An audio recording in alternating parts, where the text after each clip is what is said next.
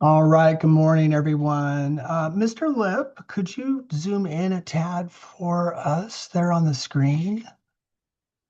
Thank you. That is very helpful. Okay, good morning, everybody. This is the Wednesday, June 17th, regular virtual regular meeting of the Lincoln County Commissioners. And if anybody is new with us today, we meet normally on the first and third Wednesday of every month. So thanks for joining us. Let's call this meeting to order and let's do a roll call. Commissioner Chuck, are you with us? Present. Thank you. All right, I am here too as well. And that constitutes a quorum. We have Council Yule with us. And it looks like we got about 32 participants. Budget officer is here. Before we jump into the agenda, I do have a statement to read. I've been getting so many phone calls and inquiries in regard to the injunction, so I just have a quick statement I wanted to read to the community. I appreciate Judge Aiken's careful consideration of the issues presented and her decision to grant the preliminary injunction. The court's ruling affirms the importance of preserving the ability of elected officials to fully perform the duties of their office on behalf of the public they serve. I look forward to reviewing the court's written opinion and working cooperatively with all involved to ensure compliance with the court's order.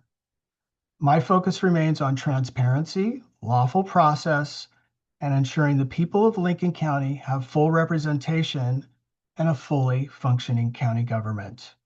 My hope is that today's ruling provides an opportunity for all of us to reaffirm our commitment to providing transparent, effective, and responsive government for the people of Lincoln County.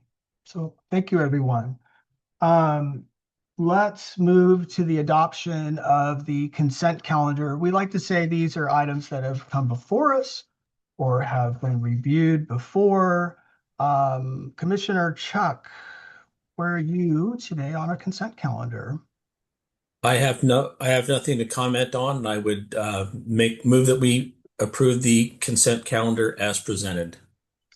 Okay, Commissioner Chuck, I do need to circle back on a few items before we move forward.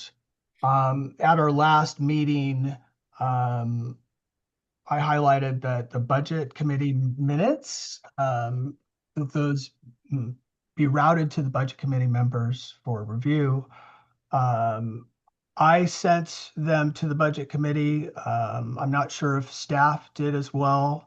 I only received one response on the Siletz Area Enhanced Law Enforcement Budget Committee, and just one small change that Mayor Warman had on those minutes. I've forwarded those to staff. Council Yule, anything else on your side for the minutes or? I don't, they're on the agenda because they've been reviewed and Yeah, approved by yeah. legal. So everybody's good. And then if there are still, well, I think there are outstanding minutes. My count is that we could potentially have 11 minutes that need to be reviewed. Again, I don't want to be the bottleneck for those. So, you know, Council Yule, I just need an inventory exactly of the ones that I need to review. So, are you going to send those to me or maybe send me a drive link to the particular ones I need to look at? So are we still on just the ones on the consent calendar, or are you just mean the ones that will appear at future meetings? Yeah, the future Yeah. one. So those can be sent for review, just like Okay. all the other agenda items. Okay. All right. So yeah, please let me know. I mean, however many we want to dive into, okay? Because I'm happy to get up to date on those. So, okay, just hang in there one second. So, I'm just struggling here to find Don Lindley Park. It's on consent, isn't it? feel like I've lost it. Yeah, there it is. Okay, tax foreclosure, right of way, sales and deeds, closing documents for Don Lindley Park property. I've had a couple of inquiries in regard to this. Is Park Supervisor Kelly Perry here with us today? I think I saw her.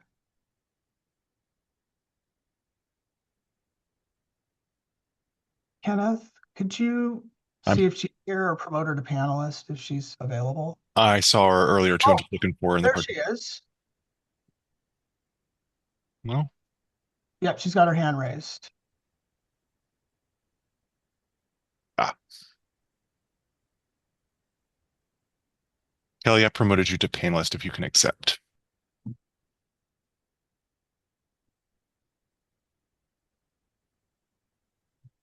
Ms. Perry, are you with us?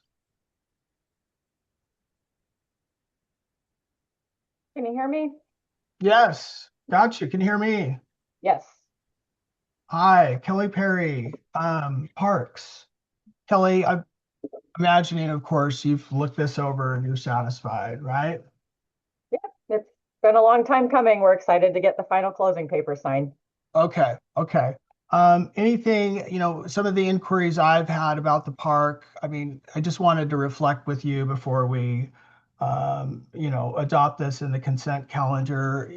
Any outstanding misconceptions people are having about Lindley that you've seen and anything we might want to clarify? I don't think so. It's just pretty straightforward. We are purchasing it from ODF&W and it will remain a county park. It's not planned to be changed in any way except for restoration. Okay. All right. Great. All right. Thank you. Thank you, Ms. Perry. Appreciate it. Okay, I would move that we adopt the consent Commissioner calendar. Miller, how about if I reframe my original motion? Sure. Yeah, go ahead, Commissioner. Okay, I I move that we adopt the consent calendar with the corrections to the Siletz Area Enhanced Law Enforcement District provided by Mayor Warman. Okay, I'll second that motion. All in favor? Please say Aye. aye. All right. Thank you. Consent calendar adopted. Okay, so moving on. Thank you, Kenneth. Okay, we are down to public hearing. Um, Lennon Pierce, our budget officer, is with us today. Lennon, before you get started, uh, I am considering removing the public hearings from the budget today, and moving them to a future date. Lennon, we have an additional meeting scheduled on the 29th. Would that, if we had to at the latest to do the adoptions then, I mean, is there any risk in that in your mind, Lennon? I mean, would that be still okay if it has to go that far out? It's not ideal because that only gives finance because we have to have the adopted budget loaded end of day the 29th to be able to process through the server and be loaded by Wednesday the 1st. So that makes it extremely difficult to lift in the meantime of also losing or she's retiring. We're not losing, but she's retiring. We're also losing another member of staff. Um, on that same right at that exact same time. So it makes it extremely difficult for my department to accommodate pushing that back that far to getting it loaded into encode correctly. Lennon, what would be the latest but most comfortable date for you? I mean, week before be okay. I really don't want to put anybody in a bind, but I know I personally, need further information before we move forward. So I'm kind of looking maybe for a compromise from you when we could reschedule this. You also have to publish in the paper. And I Yeah, don't, yeah. yeah. Thank Yeah. you, Council. And that also requires quite a bit of forethought to get in before then too. So the we have to have submissions to the paper the little earliest that we could do it while staying in compliance with statutes for notice would be the 29th or 30th because we have to get it to the paper. At latest would be basically the 18th to run on the 24th, and it has to have 5 days. Okay. So why So don't I would propose that these are scheduled. You don't have to approve it, but you can still move forward with the agenda as set. There's also possibility we also can make amendments anytime to the budget, commissioners. So the budget, if it does get approved, can be amended. sure, yeah, yeah. I'd really like that to be the last option here. What about scheduling a meeting next Wednesday? Would that, Lennon, still work? And then give me time to meet with you and others in the interim. If it's for public hearing, we can't make compliance for that because we would have to send the notice in tomorrow, the 18th, and it would be ran on the 24th. Okay. And it has to have a 5 day five calendar days notice within the date of publication to be able to be met. Okay, so am I really gathering here that, I mean, we're really this tight? Do you really feel like we can't get proper notice in and that we absolutely need to proceed with this today? I would want to have to think and have some discussions if we don't, because that would really put some of the scheduled things we have going in our office back behind, real behind an eight ball, um, figuratively for that. I would need to consider and have some discussions internally before that could even really, because right now we're planning on having, once this is adopted, we're planning on having next week to load in our test, and be able to test and make sure everything flowed through correctly. Because as noted in the budget meetings, we broke parks and veteran services out from general fund, and so we've had to create and want to make sure that everything is tied to the banks correctly, and that requires a couple days of testing on our end. That's why I was saying getting it in there on the 29th would make it almost impossible for us to be able to ensure 7/1 go date is going to be workable, and live. So it's I'm not saying no, but I'm saying it's very difficult to be able to do at this point. So Lennon, can I ask you a question? Yes. Yeah, so we had our budget committee meetings, and they asked us to approve our budget. You did update the final numbers last night, and you were going to give us an update on what those updated numbers are. I know you and I spoke a little earlier this week about it. Without putting an undue burden on your staff, as Council Yule said, we can have the hearings and we can approve it and then make amendments as needed in the future. Our budget document is a living document, and in the past, it can get updated without much trouble to your office. But if we were to postpone approving it today, it would put your staff and yourself under an undue burden of trying to get this out in time to comply with the state, correct? Essentially, yes. So the point of being able to perform amendments is a key crucial thing here because that is something that we um, last year we did it. Historically, it appears to have been done this way, that there's usually like a kind of, we call it like a Q1 budget adjustment period where I collect anything that may or may not have been missed, may or may not have been brought up in time to have made it into the budget. Things like that. Things happen like that. It happened last year. I guarantee I'm going to get an email at some point in the next few weeks for that exact thing to occur. And typically around October, we then kind of round all the wagons, if you will, to think about, okay, where do these actually have to look? Usually we're pretty good at that point. Most people haven't deviated too far yet. So that's an actual opportunity to be able to address, and we can even do it before then. We could do it end of August or September. If there's critical pressing needs, we can do it earlier than that. To be able to address and make whatever adjustments are needed. If there is a drastic need or clarification needed that needs to be changed in the budget, we can address that via amendments. I would recommend that. Okay. All right. Thank you, Lennon, and appreciate that, Commissioner Chuck. Okay. Lennon, let's proceed then. Go Okay, so that. yeah, so this first staff report is primarily addressing any So final amendments. hold on, Lennon. Yep. So Commissioner Miller, the Oh, next open step the is public to open the public, yep, open the public hearing. hearing. Let me get my cheat sheets. All right. Yep. Stand by, everyone. Okay. All right, here we go. I got a PowerPoint ready to go. I'm not going to pull that up right now, but I need to pull it up for myself. Okay. Hang in there. We got a bunch.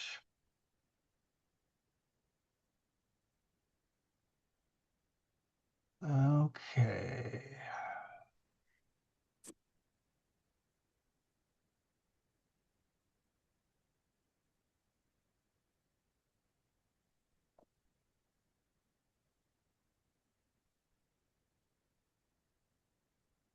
Okay, stand by. Getting there. Okay. All right. I am opening the public hearing on the amendments to the Lincoln County budget for the 25-26 fiscal year staff report presented by Budget Officer Lennon Pierce. All right. All right, thank you. Sorry about the formality there. I was just getting ready to jump in and discuss. All right, so this is a staff report that basically summarizes the process to address some of the major amendments that we have to perform before the end of the year to stay within our appropriated amounts. So the question is, should the Board of Commissioners approve the presented FY 25-26 budget adjustments? And the recommendation is to approve the budget adjustments as proposed. Fiscal impacts. Transit Fund 204 is increasing revenue $3,837.30 or $837.39. Mental Health Fund 209 is transferring $1 million to the Lincoln Community Health Fund 216. The Mental Health Fund is increasing revenue $9,026,000 and increasing expenses $9,026,000. Lincoln Community Health Fund 216 is increasing revenue $1 million. The Capital Funds Project 219 is increasing expenses via transfer to the Transit Fund 204 $3,837.39. For some background on amendments, it is common to make changes to an annual adopted budget. The adopted budget was prepared several months prior to the end of the prior fiscal year and is based on the information and data available at that time. Common reasons driving needing adjustments include timing. Purchases scheduled to be completed in the prior fiscal year were not able to be executed before year end. Unexpended funds therefore can roll forward to the next year's beginning balance and are available for reappropriation in the current year. New funding. The increasing revenue associated with new programs, new grants are higher than expected. Operational revenues may drive the need for increased program activities and expenditure authorizations. Unexpected cost increases. Operational plans are always evolving, and it is not uncommon to encounter costs that were not anticipated during the current budgeted year.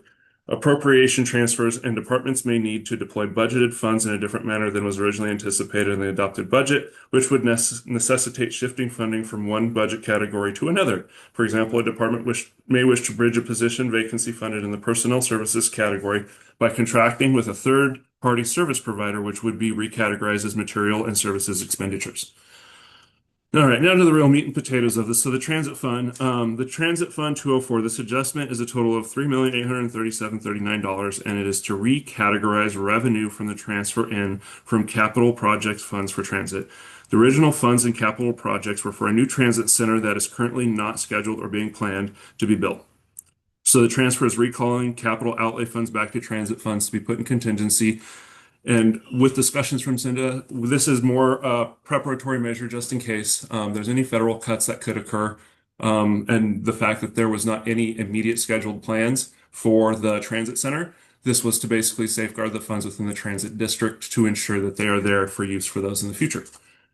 Health and Human Services, Fund 209, the adjustment of $9,026,000 increased to revenue is balanced by increasing expenditures and structure and improvements of $6,175,000, increase of motor vehicle purchases of $355,000, and an increase of the current contingency to the fund of $2,496,000.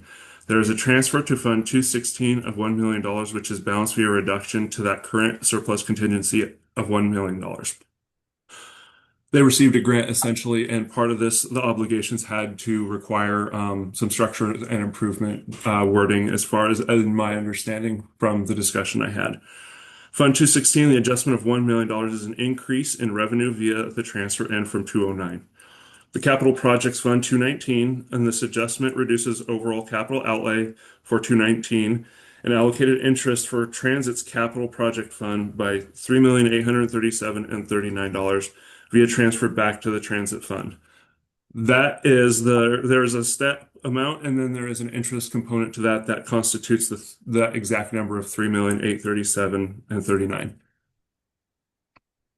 And that's the summary for the amendments. Thank you, Lennon. Stand by, folks. Let me go back here. Let's see if there's any public comment on the budget amendments. Kenneth? If you'd like to make a comment on the 25-26 budget amendments, please use the raise hand function. Thank you. Looks like I we see do. Ms. George is raising her hand.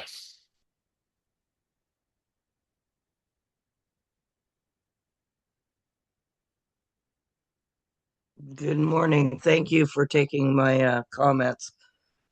So I got questions on this $9 million on the mental health fund. And I'm wondering, number one, if that is, where is this money? Is that going into the hospital in this substance use? Is this going for our public services in our health facilities? Or is this also funding things like Nate's Place for substance use? Um, so $9 million, considering I was one of those patients and never saw a bit of help, I'm curious as to how we're spending those monies. Now, the other thing I've got also this transit fund, and you're talking almost $4 million. Is that the monies that were going to be spent? I know you guys purchased the property that that car lot there, that the gentleman was murdered, and you guys bought that lot, foreclosed upon it, and the rumor was there was a transit center that was going to be scheduled to be placed in that area. So is that now no longer happening, or are we just moving those funds around? The other thing is also on this budget, we just had a piece of property that was this tax foreclosure stuff that you guys are just whipping around, and there was a tax foreclosure that was done, and then it was sold under a no bid to McKenzie River Trust up in Lincoln City. So are we just picking and choosing when we put out these properties, these foreclosures for bid, or are we just giving them away to people for takeover tax payments? I mean, it just seems like we're not getting a lot of clarification on what you guys are doing in that financial department. So that Ms. George, uh-huh. let me hear. You've said quite a few things. Can you just Okay. provide us just a few discrete questions you want on transit or the mental health fund? Just Well, that's what I'd like to know, where those mental health funds are actually being spent, and Okay. also on this transit. Now you're moving it around and then you're moving it back into the transit. Is that how I understand it, or are you leaving it in this backup fund in case something happens? And was that the money that was allocated to be spent on Happy Motors property? Okay. All Because right. I was informed at a different time that was the plan that the county was going to use that property for. So that's some of my questions. All right, Ms. George. Let's see if we can, answer a few of those. On transit, is this project postponed, or terminated? How should we contextualize this?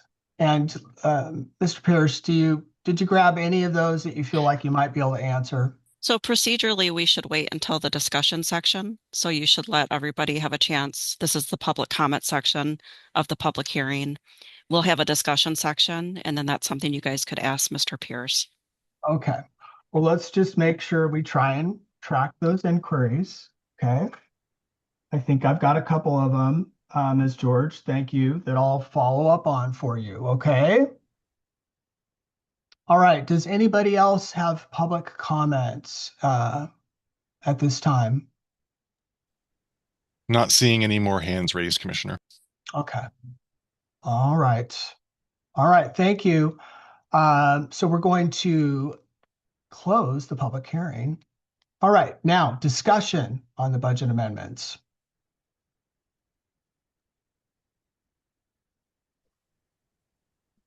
Yes, so Anything? there were a couple things that I can address there. As far as the HHS 9 million and where that is allocated to, I'm not 100% sure. That's not my expertise or my purview. I got this as a amendment because they got a grant late in the fiscal year, and this is how it was sent to me as an allocated budget adjustment. Um, the as far as the transit center, the idea is to be, since the plans are not currently in place to start breaking ground or even start working with the developing firms. This was primarily going to be to pull it back as a protected means within transit for if when that does happen, because transit being a special district, its funds are treated a little differently than say general fund. So that the purpose of that was to pull it and its interest that it earned back into transit to be able to hold there for when the time comes. Or if there's a major federal slash to something, this could also be not ideally used because there is contingency there, but this is also an option. So, Mr. Pierce, they can be used for, say, operations, vehicle replacement facilities, things of that nature. Would that be possible? It would have to go through the rigmarole of the reallocations and reappropriations in a budget hearing to move money into those authorized categorizations, et cetera. But ultimately, yes, that could occur. Okay. Okay. All right. Nothing more for me on that. Commissioner Chuck, anything? Yeah, just so Mr. Pierce, just to highlight, so the money that came in from HHS, that is grant money, and those funds have specific usage with reporting requirements that are also part of that grant, and they cannot be used for other things other than what that grant was written for, correct? In my understanding, yes. Yeah, and on if we're going to talk a little bit about mental health, 6.1 million for structures, improvements. Uh, how can they be used? Do we anticipate anything? Are there any plans that anyone's aware of or no? That's not my area of expertise. I'm not 100% sure what their which specific buildings and or construction, et cetera, projects those are tied to, but that was how it was presented to me. Okay. All right. Commissioner Chuck, anything else for you? No, no, I'm fine right now. Yeah. Okay. All right. Well, I will accept a motion to adopt the budget amendments for the 25-26 fiscal year. So moved. All right. All in favor, please say aye. We need a second. Oh, I'll do the second. All in favor, please say aye. Aye. Aye. All right. Budget amendments for the 25-26 fiscal year are approved. Okay, I've got a bunch of slides up here. Let me see if I can catch up to you, Kenneth. Okay. Can you scroll forward for us?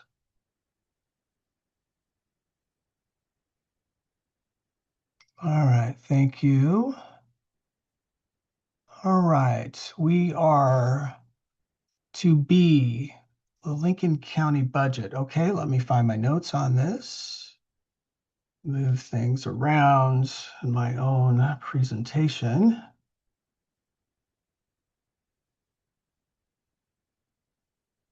All right. I am opening the public hearing on the Lincoln County budget for the fiscal 26-27 year staff report presented by our budget officer, Lennon Pierce.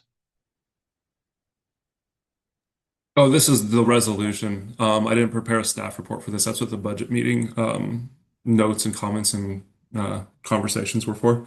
This is just more or less reviewing the resolutions submitted. Okay, where am I at then? Oh,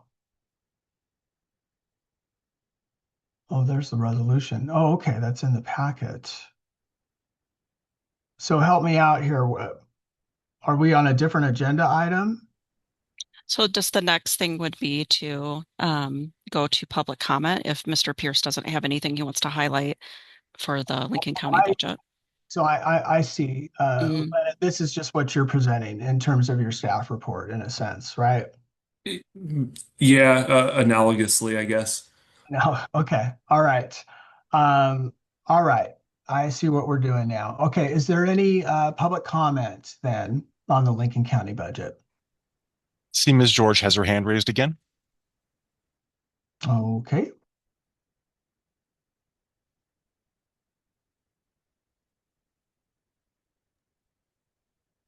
I thank you again for allowing me to speak. I would ask, when is the last audit that we have actually passed, and what year are we being audited for? It seems like we're always way behind. So could somebody tell me when the last audit was done? What year? For what year? And when are we having the rest of them audited? Thank you.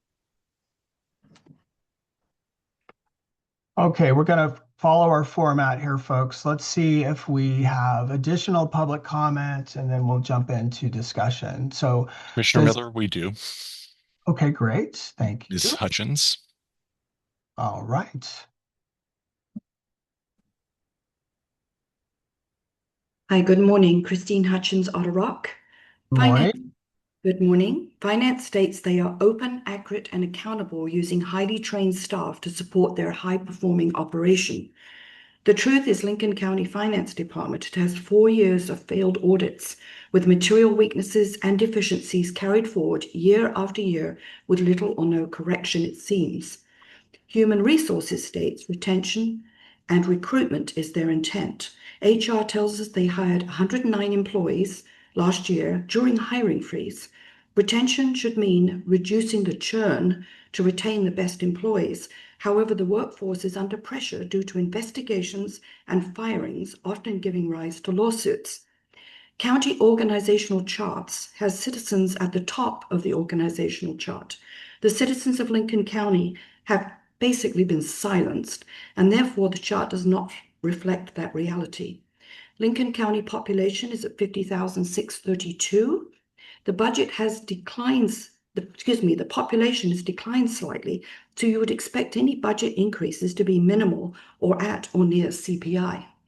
Revenue in 2021 was 119.7 million. 2026 to 27, you're suggesting the budget should be 191.4 for revenues. This is a 60% increase in 5 years. So here are my questions. Why does revenue received in a previous year get added back in as revenue for the next year? This distorts the revenue figure. Why? 101010 County Council in 2026 was allocated 1.12 million. In 2027, 1.374 million is being asked.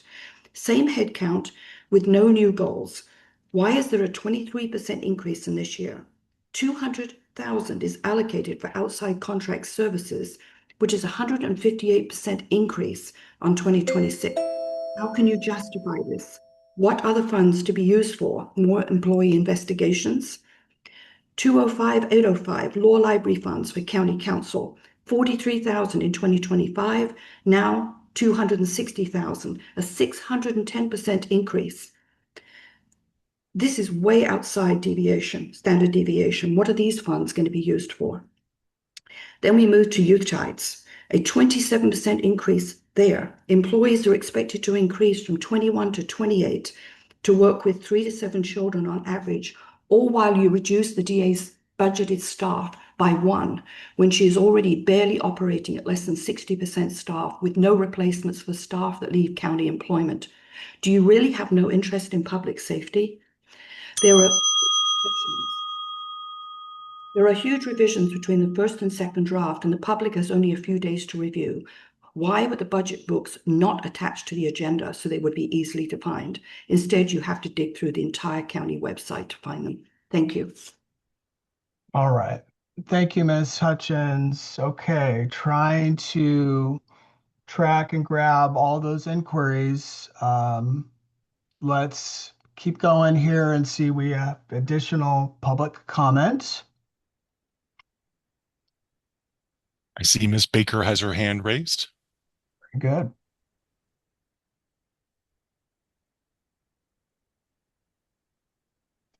Hello, can you hear me all right? Yes, we Hi, can. Marcy Baker, Lincoln City. So, just the one number that stood out to me that raised a question is just regarding in the general fund, the unappropriated ending fund balance being $600,000 and then a contingency of about 8.8 million. And my question is just what would we anticipate the unrestricted cash balance is projected to be on June 30th, 2027?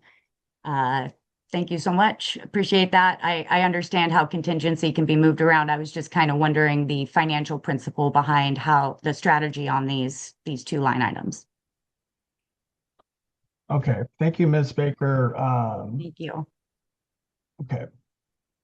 All right, everybody, stick around because we'll circle back to you here. Let's keep going though and stack it up. Do we have other public comments regarding this? Seeing no more hands raised, Commissioner. Okay. All right. So stand by. All right. I'm closing the public hearing. And now let's begin discussion of the Lincoln County budget. Mr. Pierce, did you capture any of those? I've got some things written down here as well. But you seem to be doing a pretty good job of this. I appreciate it. Anything that you can address? Yeah, first and foremost, I'd like to address that Lincoln County has never categorically failed an audit. We have had some delinquency in our timing of when we have filed, but we've never technically failed an audit by definition. When we transferred from our prior firm to our current firm, they left us literally with zero communication for almost 19 months that I believe prior administrator Johnson went to their office to get answers and was still not fully addressed correctly. So that is one of the reasons why we transferred audit firms. We brought them on, I want to say it was the fiscal year 22-23, and since then we've been working through several things. Just because we brought them on for fiscal year 22-23 doesn't mean that's when they started. That was the fiscal year that the prior firm should have been working on and wasn't, and we all know how that can steamroll and snowball into when it's 18, 19 months, that all of a sudden turns into two audits. We are catching back up. I came into the county being quite behind, almost two fiscal years behind. We are finishing the 24-25 audit currently, and we can't start the 25-26 audit because we are still in fiscal year 26. So we are finishing and finalizing the 24-25 right now. Addressing some of the weaknesses, some of those things have been improved on. I've been talking with the lead auditor. So, for example, one of the largest components that we got audited on is CFA. It's our federal awards. I personally worked on that and reduced our errors from a substantial number to down to about 5,000 out of millions of dollars that we were tracking. And so that got reduced, and you can't just be removed from material to it's gone. You have to be stepped down next year. You kept doing good, step down until it's gone. So it's one of those de-escalation clause type things versus a straight, oh, you're good now, we move on. Because it was obviously an issue to have been brought up before. They want to make sure that you are continuing, you didn't just have one good year. The other couple weaknesses are things that we are addressing internally, and I have some now having been here through this is now just starting my actual second year here. I haven't even been here a full 2 years yet, and working to get some of these things understood and how I can get my department more efficacy in some of the areas that are still weaknesses. It's not easy. It takes time and it takes understanding coming from private world to public fund accounting it's different. And there are a lot more compliance and statutes that, unlike in banking where I could go do something the next day, I have to get approval, I have to give notice, I have to, like earlier discussing the calendar. In the banking world, I can say, yeah, let's have a meeting Friday afternoon. Can't do that. In public, it's a lot different. So there's things like that that have made the expediency in what we're trying to do not feel as impactful yet, but we are working actively on getting some of those things fixed. And once that audit has been finalized, that we'll have a plan of action meeting just like we did last year to discuss the few points that are still continued over on that one. So for some of the questions with regarding some of the increases, et cetera, one of the things I heard had to do with rolling revenue back over, or how do we continue to increase? Um, so perfect example would be, let's say you got an inheritance and you bought a house. That house retains value and has to be booked. We can't wipe that off the books. So if you bought a $10 million property, that has to be on the books next year as an asset or liability, depending on if it has structures. There's a lot of complications that go to how that's categorized. That is exactly what's happening. This is fund accounting. So some of these statements feel very misleading with how they're actually derived and compared.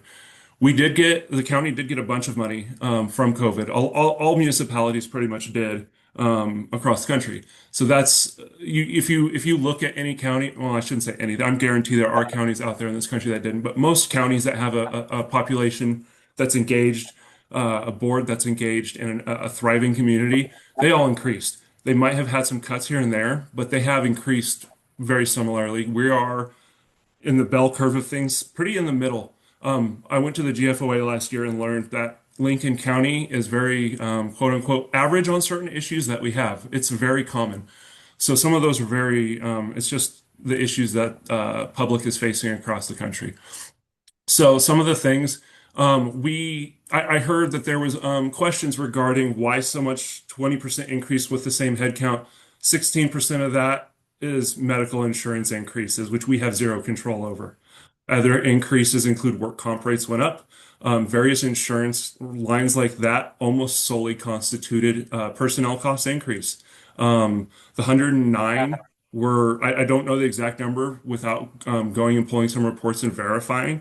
I would estimate a very, very, very large portion of that was non-general fund related positioning. As you see an increase in HHS accounts, similarly were their FTE counts. So that's those kind of go in hand in hand. Law library fund.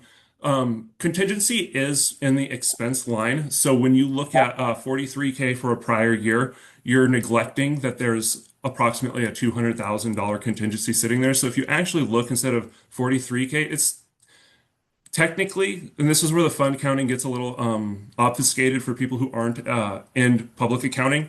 That's more like 250K because you got the 200 in the contingency and 43K, well, approximately 50K in expenses. That's not much different. That's not a 610% increase. That's neglecting to include the contingency from the prior year in that balance because it's rolled forward as a fund accounting measure.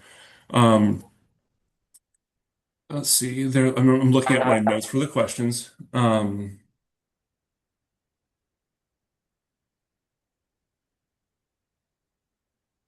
And I guess that's the primary drivers of the questions I had for that. And then as far as what we would guess our unrestricted cash balance would be, I can't tell you yet because a year ago I wouldn't have guessed some of the things that got cut, some of the things that didn't, that were told were going to get cut were retained. So I'm not sure. Genuinely, I want to be optimistic and hope that we're not going to receive federal and state cuts, but we'll see what the short session and incoming 1/1 changes to Medicare, Medicaid, and things like that actually, how that trickles out into the community. Yeah. Mr. Pierce, I think you're doing a great job, by the way. Well done. And to talk a little bit about health and human services, can you just explain to everyone what's majorly driving, the revenues coming in from a state and federal perspective and how that's different from the general fund? I just sometimes I think people just don't understand where the dollars are coming from. Can you kind of put that in a, nice package so people understand it? Absolutely. I liken it to, I use this really silly old analogy, but it works really well to explain because it's something I think most of us have experienced in our lives. You get your paycheck and you open up 15 envelopes and you allocate $15 in one, you put rent in another, you put insurance in another. So you have all these envelopes. That's essentially how the categories exist. And so you can't, for certain grants, you cannot take from envelope one to cover a rent shortage because you overspent somewhere else. So these funds in HHS that are grants have to be allocated and budgeted specific ways for the compliance for the grants. So that's why we're seeing some of these.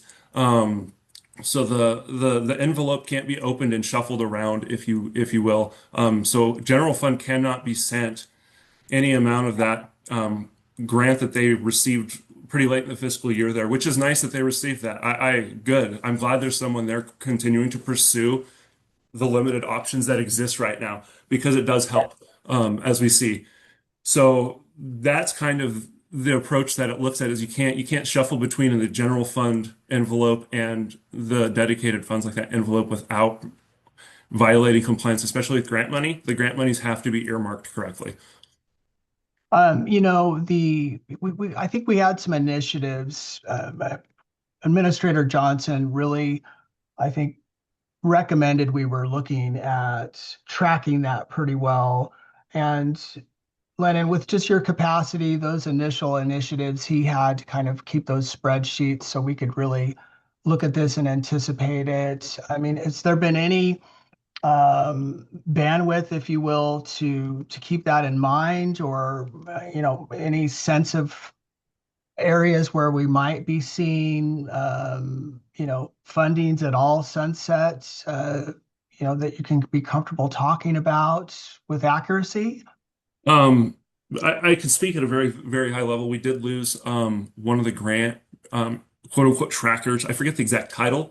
Shortly after Katie left, who I had very, very limited time to work with, but essentially I had taken some of that and for the CFA that I had tracked because that's all the federal money and used similar methodology on that. As far as grant actual tracking and administration purposes, it's highly recommended not to have somebody within the finance department it's cutting your check and signing it too. We want that checks and balances there. So I do know HHS has been in discussions with us in finance about possibly leveraging combined resources, et cetera, because they found a potential option or two for grant tracking software to do a better job of reporting, because that's something I have been pushing them on since I've been here is, okay, how are we tracking this? Where is it at? What's it look like? I don't like being blindsided just as much as anybody else. I would love for this to be somewhere that we can work together to make this work.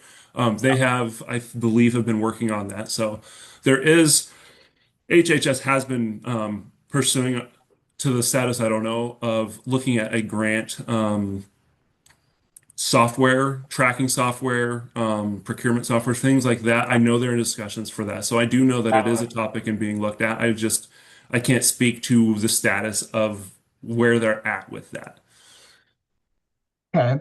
Well, and one of the questions, and I feel like for me too, it's been hard to just get a clear picture on of just general FTE positions and, summarizes of staffing growth, comparing that from 24 to 25.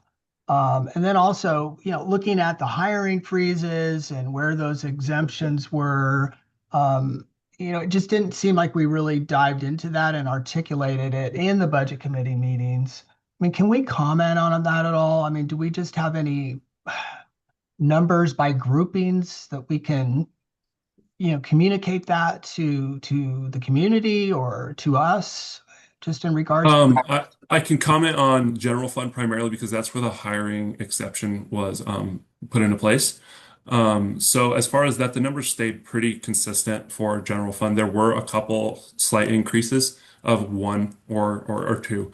And those were things that made critical or financial ability to retain or sustain.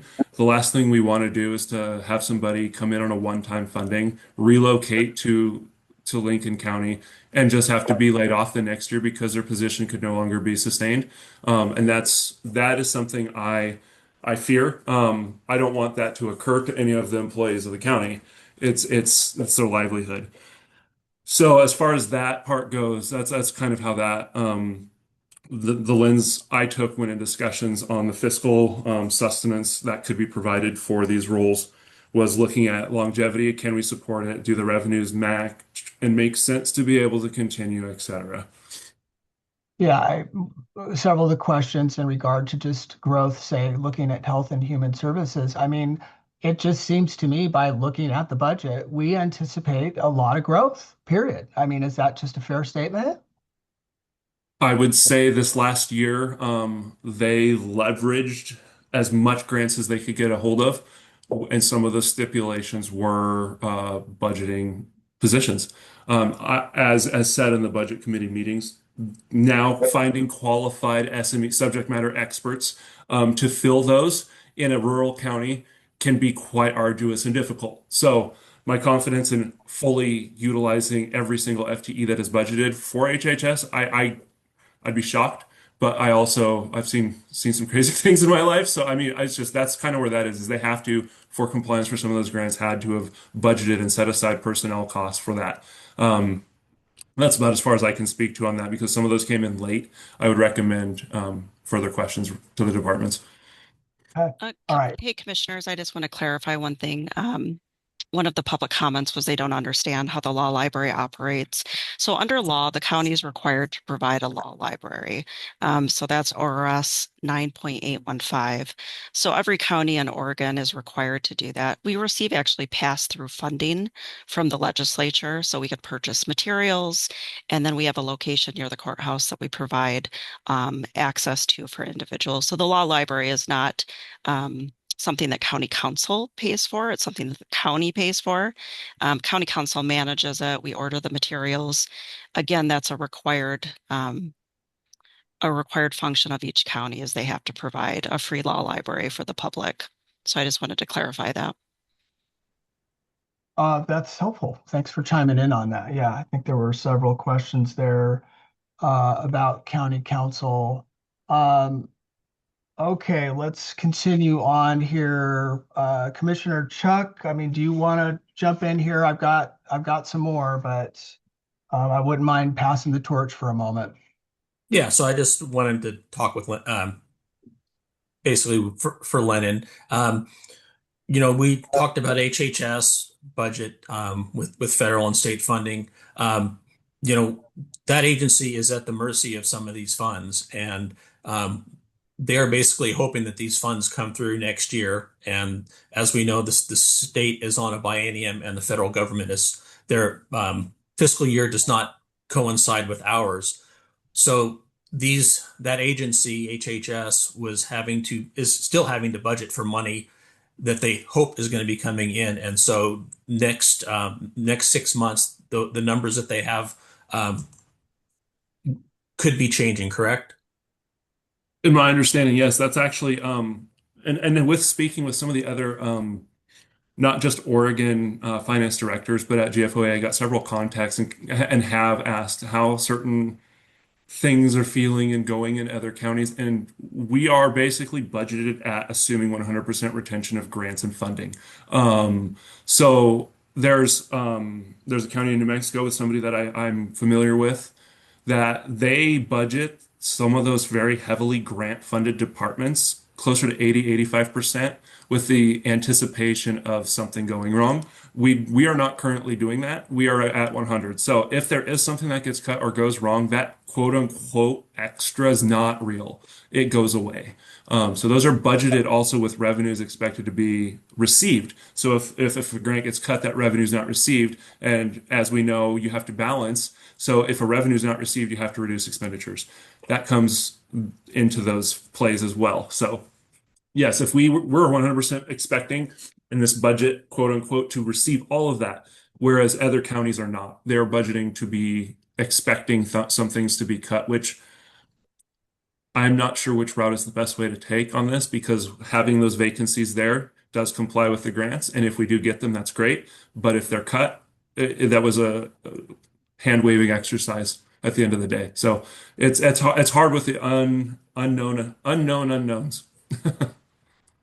Well, and the other thing with some of these grants too, if I'm correct, Lennon, is some of these will get renewed, but some of these are also reimbursement grants. So some of these services we are providing for for federal money, that money could be gone, and we will provide those services and not be able to get those monies back, correct?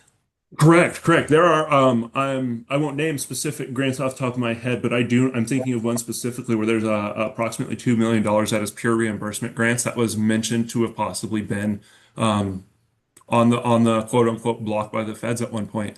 That's a pure reimbursable grant. If we get into the construction of the project that it's for, and we go to retrieve our funds from the grant fund source, and they say, nope, we are down however much we just expended or outlaid for that project. I mean, that's substantial. So if we're not able to be reimbursed on those specific reimbursable grants because it gets cut, say 1/1, you're looking at half a year of costs that are have to go somewhere, and where those get absorbed and or the holes covered from is that's my concern with that.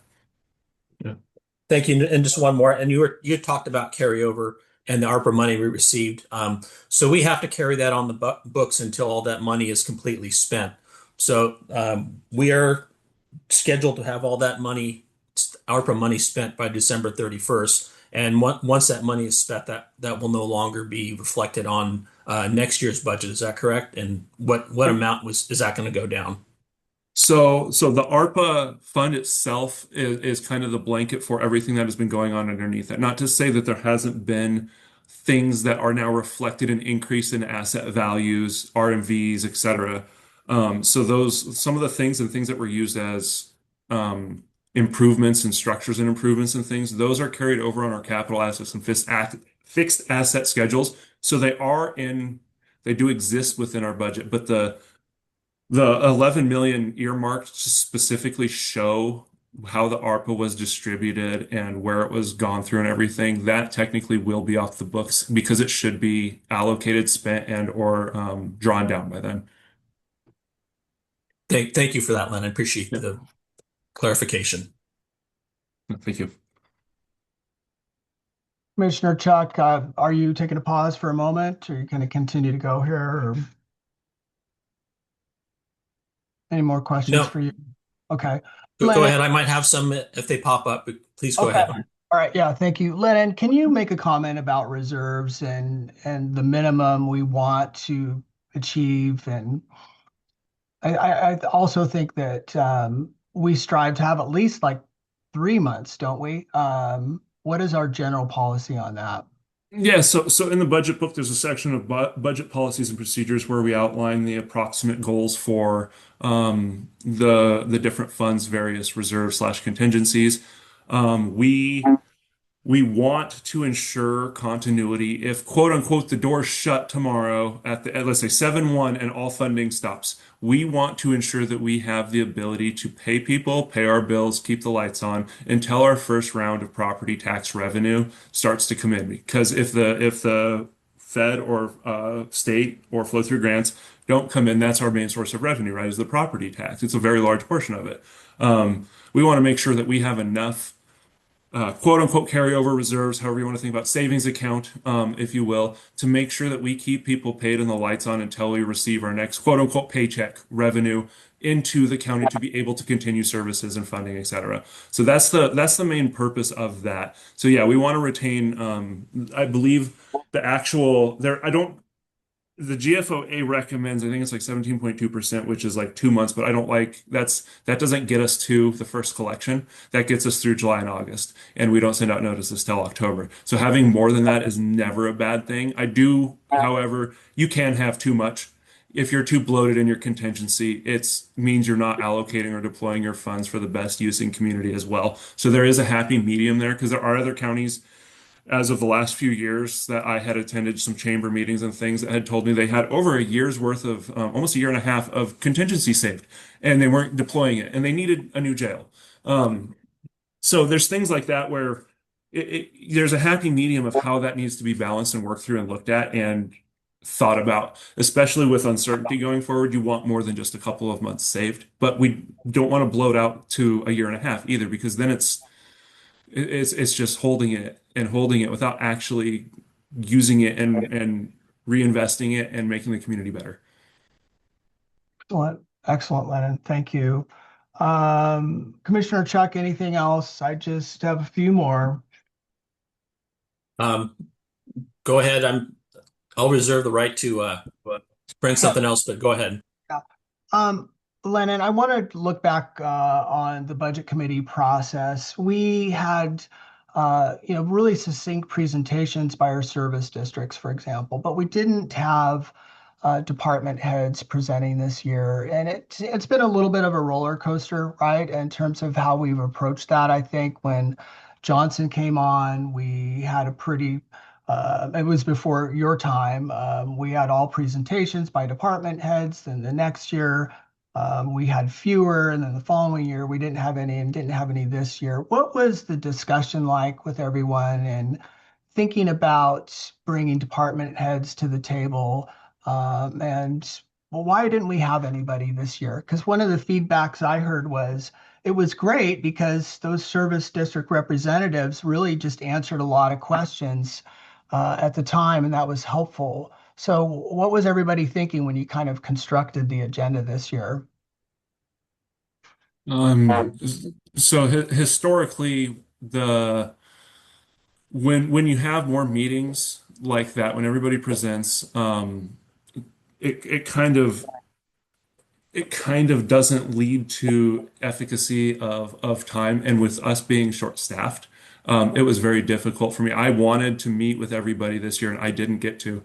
There's a list of reasons why I tried. I just some departments didn't have their things submitted timely. We discussed why. I mean, there's lots of reasons that attributed to getting to sit and meet to have a better understanding. I will request next year that relevant department heads or directors, et cetera, at least be virtually in attendance to be able to discuss certain questions, because there are questions I'm definitely not the expert on. I only receive like the budget adjustment. I only receive these numbers here. We just got this. Please make sure this is done so we don't fall out of compliance type things. Where those better addressed questions go to departments, and you'll get more detailed answers that address specifics on those. Right. Yeah, I maybe, that kind of helps me understand too a little bit about, my own inquiries, because as I started looking at how do I jump in and, absence of, a designated administrator, if you will, right? Says Tim was with us, he was that central point of connection. So my sense was, and I think you might remember this, Lennon, that I said, hey, I want to jump in just like any other department head, looking at the commissioner's budget, the economic development funds, and I never really got up to speed like I felt the rest of the team did. So has everybody been managing like our funds? I mean, Council Yule, are you basically taking the role of Tim right now within our department for that particular fund? Commissioner Chuck, are you participating in that? That's one of the questions I felt like I needed to ask the both of you in the coming weeks before we adopt it. I haven't been able to look at the numbers like I want to look at them and understand it. Got so many inquiries coming in from people who have received contracts for us before. So how are you going to have me work with you and what is going on and how you're managing that together, if at all? Or is Lennon doing all of that? I will give a brief answer. So the commissioner budget is typically almost personnel. It's a lot more of just like making sure that there is budgeted salary, insurance, things of that Right. nature. As far as the EDALC or the economic development side of that, I budget the amount that was this year because there were no changes to that. And then as far as how the contracts and everything, that's not in my purview. That is outside of my purview. Got you. That's helpful. So, Commissioner Chuck, Council Yule, how do we resolve some of the inquiries that are coming in? And it sounds to me like, we're okay in terms of it balancing out, right? I mean, it is balancing, but what are the fine details and what have you been doing on that? And how do I work with you to ascertain where those contracts are and how that can, move forward with all these requests? So are we talking about the does TRT dollars, economic development dollars? I'm not sure which fund you're talking about. Economic Development Funds. So we have a process. You just allocated those dollars. So um, Paul Skidema, so you have a process in place where people apply in the fall and then a committee meets, they recommend the funding and then you adopt. Obviously you can make changes and you as a board just did that this spring for those economic development dollars. Yeah, I recognize that. But I mean, there's a lot. When I look at OpenGov, for example, because I was successfully able to get access to OpenGov, and I don't have it in front of me right now, but there's obviously a lot of deeper activity under there. And so that is why I was requesting access to encodes. I mean, in years before, I had access to that. But, I think it's important everybody understands too that traditionally, and I don't know what, again, Commissioner Chuck's experience is, and I'd love to hear it. The administrator handled that for the commission, right? So when I'm asking questions to get granular, I just was wondering if I just seemed completely, like a fish out of water compared to maybe what Walter was asking to look at. So, Council Yule, I'm talking about within it, I see, lottery, I see TRT, there's a lot I can see in OpenGov, but I just don't feel like I can see all of the activity, like the money that's going to the chambers, right? The money that's going to the Small Business Development Center. Where's the money coming from for what we call now the commissioners' community development fund? I forget what exactly we're calling it. And so those are the types of questions that just don't make sense to me. And I'm like, okay, where am I going to work with Lennon on this? Or Kristen, where am I working with you on those things? So it probably would make sense if you, Lennon, and I just had a Teams call and we can help you understand how to use OpenGov. Uh, Mr. Pierce did say that he noted that you hadn't logged in 3 years to OpenGov. So recently oh, had, yeah, just had recently decided to log in, which is great. So I think we can probably do a Teams meeting and we can go over questions you have. Obviously, you guys have an established process for the economic development funds. If you want to roll in those other organizations, meaning so using so the video lottery, so TRT can be used for tourism or economic development. So right now, the museums and the chamber, only Toledo and Depot Bay chambers, so the other chambers do not receive funds from us, I believe, the larger ones. If you would like it to be a competitive process where they actually have to apply for funding, we can we can incorporate that into that process and probably talk to Paul. I don't know if we really should be getting into this granular detail. I don't really think it's really part of the budget. I think these are just questions on, policy and how you want to handle some of the funds going forward. If you want to change the policy, if you want to add other people. But really, I would probably redirect you guys if you have specific questions for Lennon on the Lincoln County budget. This is the time to get those answered.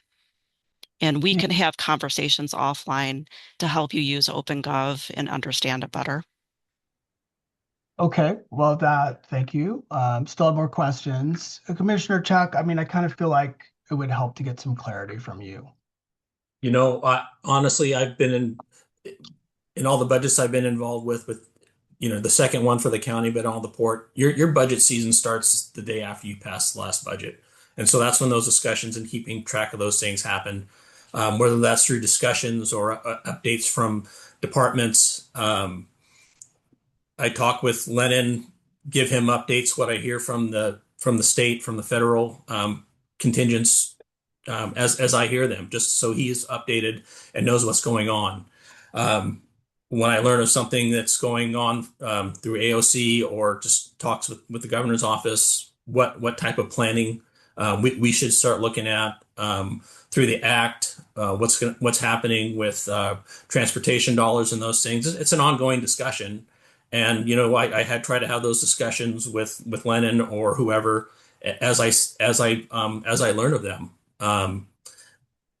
And as far as our budget, as a commissioner's budget, it's basically personnel, travel, and uh, and benefits. The community development fund was swept from what I heard, and that's fine. I'm fine with that. I think that that's something that probably wasn't necessary. And going forward, sure, we can have more discussions.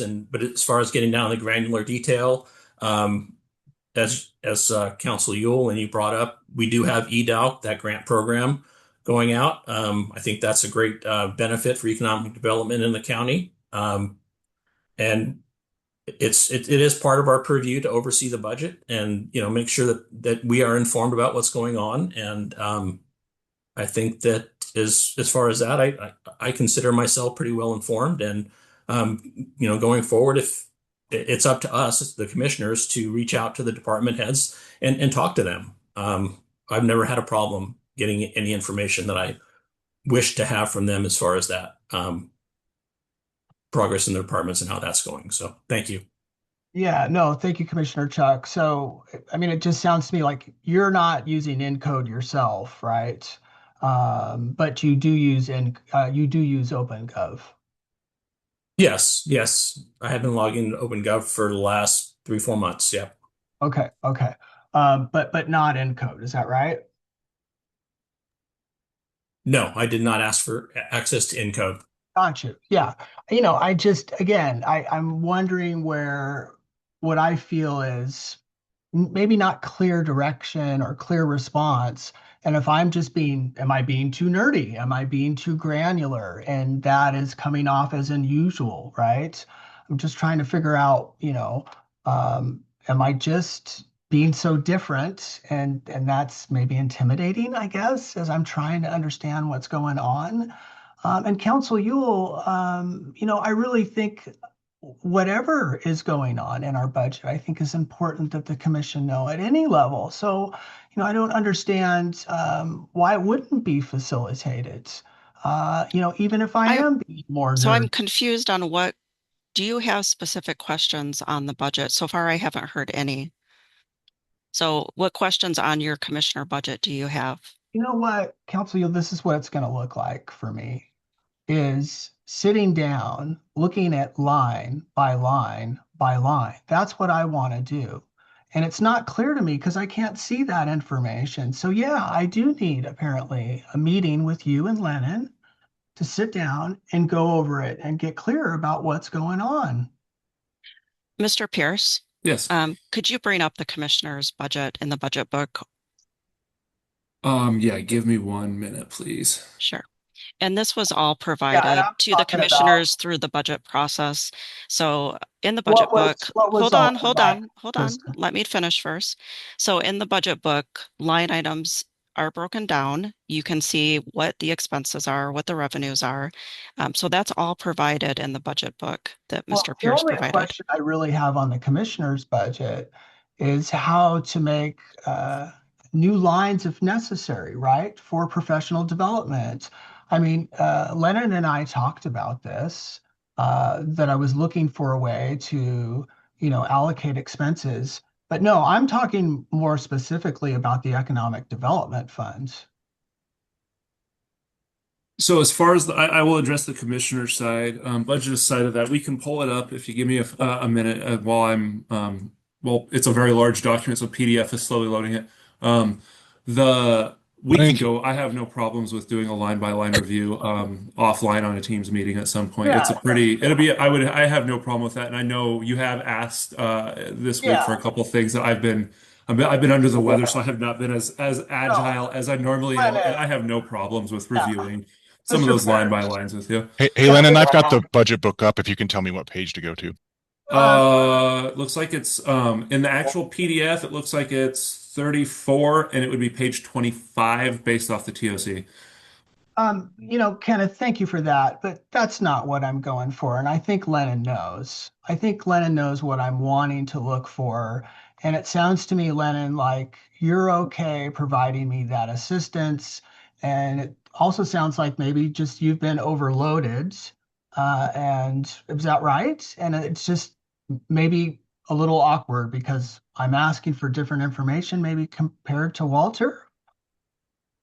I wouldn't say awkward. I would say people understand things differently. You're wanting you from my time with you, I have gleaned you want to understand the whole picture so you can then get better context. There's good and bads to every approach to how budgeting and understanding it works. I have no sense of saying it's an awkward process.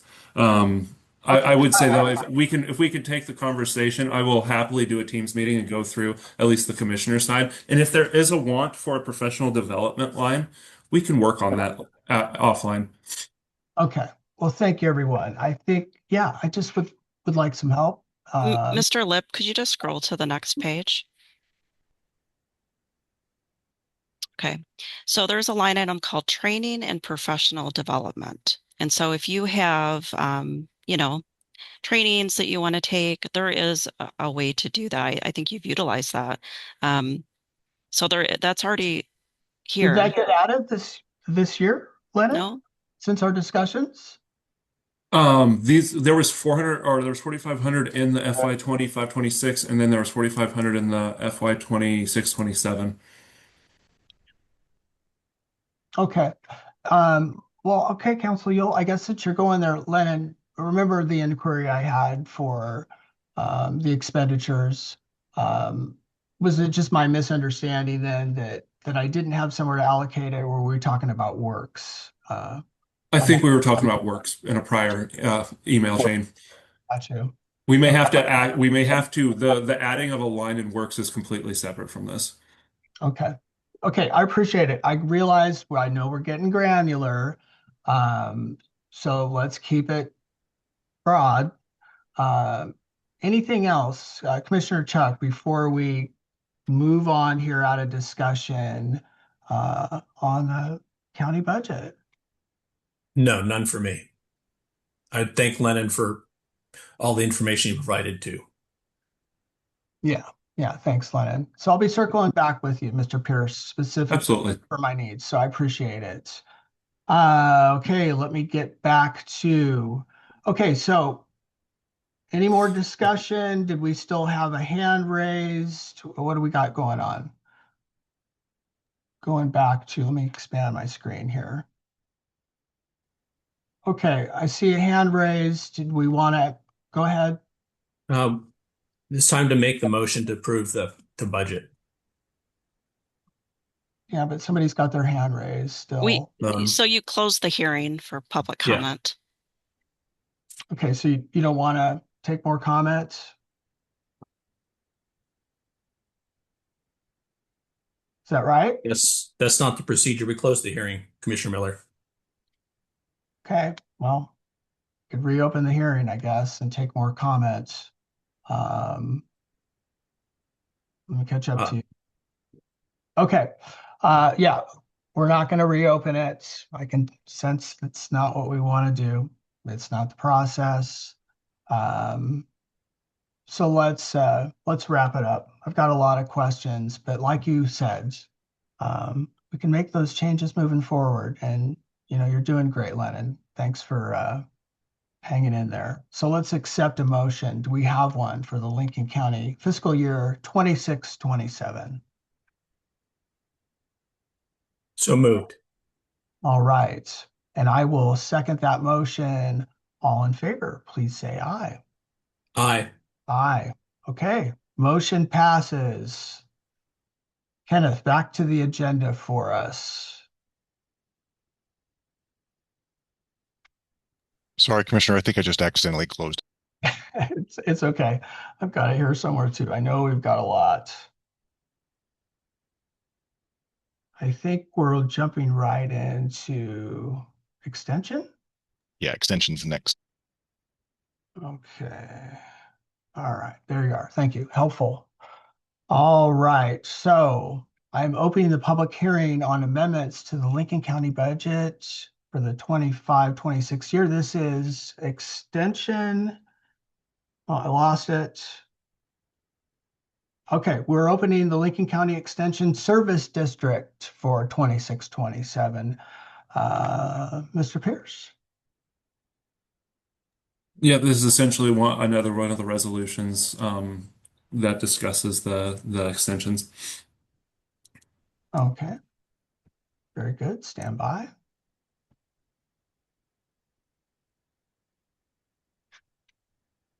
Okay, any public comment on the Lincoln County Extension Service District? Seeing no hands raised, Commissioner. Oh, okay. Yeah, I have no questions on this one too. We got a pretty thorough presentation in the Budget Committee meeting. So I am closing the hearing and any discussion of the Lincoln County Extension Service District. I have none. Okay, none for me. I'll accept a motion to adopt the Lincoln County Extension Service District for fiscal year 26-27 as submitted by the Lincoln County Budget Committee as of July 1st, 26. So moved. All right. Second that motion. All in favor, please say aye. Aye. Aye. Okay. Very good. Thank you, Ken. Going back to the agenda, we are at solid waste. Okay, I am opening the public hearing on the Lincoln County Solid Waste Disposal Service District for 26-27 fiscal year. Lennon. Again, this is our resolution to accommodate the presentation. Very good. Thank you. Is there any public comment on the Lincoln County Solid Waste Disposal Service District? Ms. George. Okay.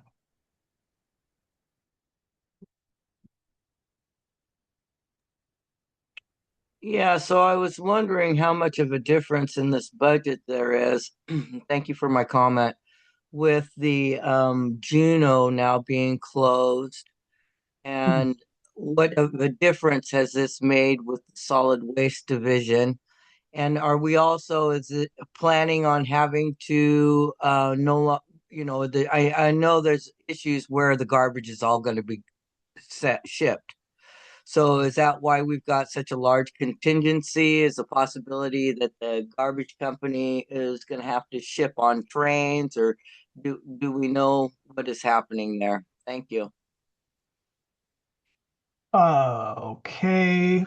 So let's keep that in the queue. I think Commissioner Chuck might have more insight on that than I. Let's see if anybody else has public comments on the Solid Waste Disposal Service District. Seeing no more hands raised, Commissioner. Okay.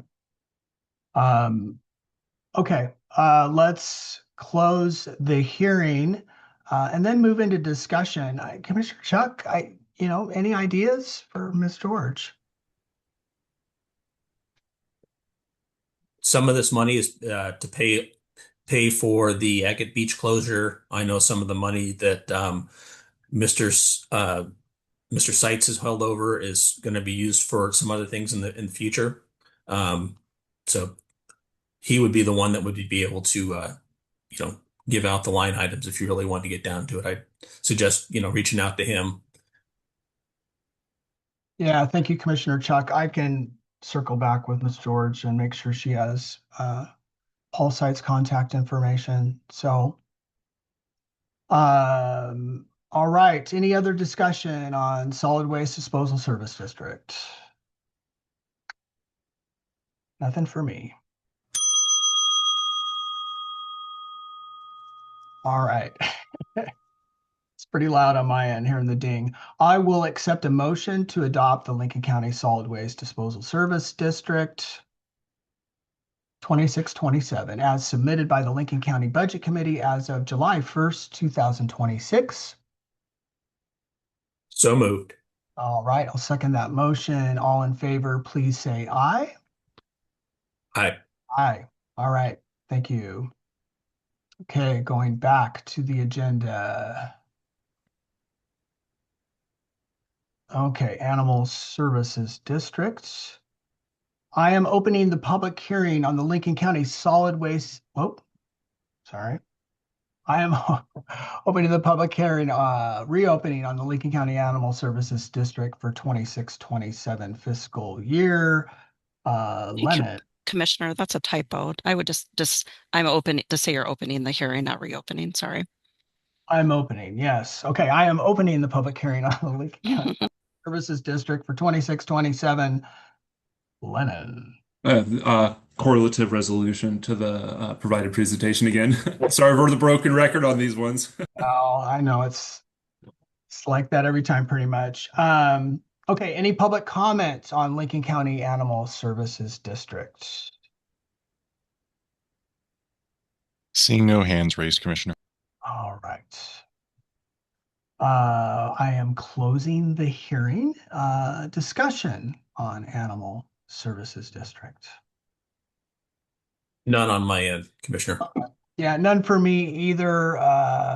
If anybody wanted to go back and watch it, it's recorded. Jamie Russell did a great job for us and answered a lot of questions in those budget committee meetings. So I will accept a motion to adopt the Lincoln County Animal Services District for fiscal year 26-27 as submitted by the Lincoln County Budget Committee as of July 1st, 2026. So moved. All right. And I will second that motion. All in favor, please say aye. Aye. Aye. Motion approved. All right, Kenneth, you are running the map. Okay. Transportation. Stand by. Okay, I'm opening the public hearing on the Lincoln County Transportation Services District for the 26-27 fiscal year. And Mr. Pierce, I imagine. Yep, correlating resolution to the presentation. There it is. Okay. Do we have any public comments on the Transportation Service District? We have Miss George. Ms. George. Ms. George is back. Yes, Miss George is back because I'm wondering how come this is such a huge budget. Um, uh, over $3 million in personnel services for the transportation district. What does that include? And how are you servicing? I mean, I know we've got a bus. Is this like the road department? What is considered Lincoln County Transportation Service District? Is this the road department, please? No. Thank you. Yeah, because this is a huge budget for I can't tell you what. And the capital outlay, I mean, I'd like a little explanation on all that. Thank you. Okay, do we have any other public comments on the Transportation Service District? Seeing no more hands raised, Commissioner. Okay. Okay, so let's move into discussion. Or I'm closing the public hearing. Let's move into discussion. Mr. Pierce, can you just give her an overview of the difference between this and Public Works? Actually, Miss Bruce is on and she did give a presentation during the budget hearings, but I asked Mr. Lip. Mr. Lip, could you promote Miss Bruce since she's the director of the program? I did. I'm just waiting for her to accept. Yes, that's great. Although Lennon, I know you'll do awesome, but I'm glad Cindy's here. I mean, Cindy.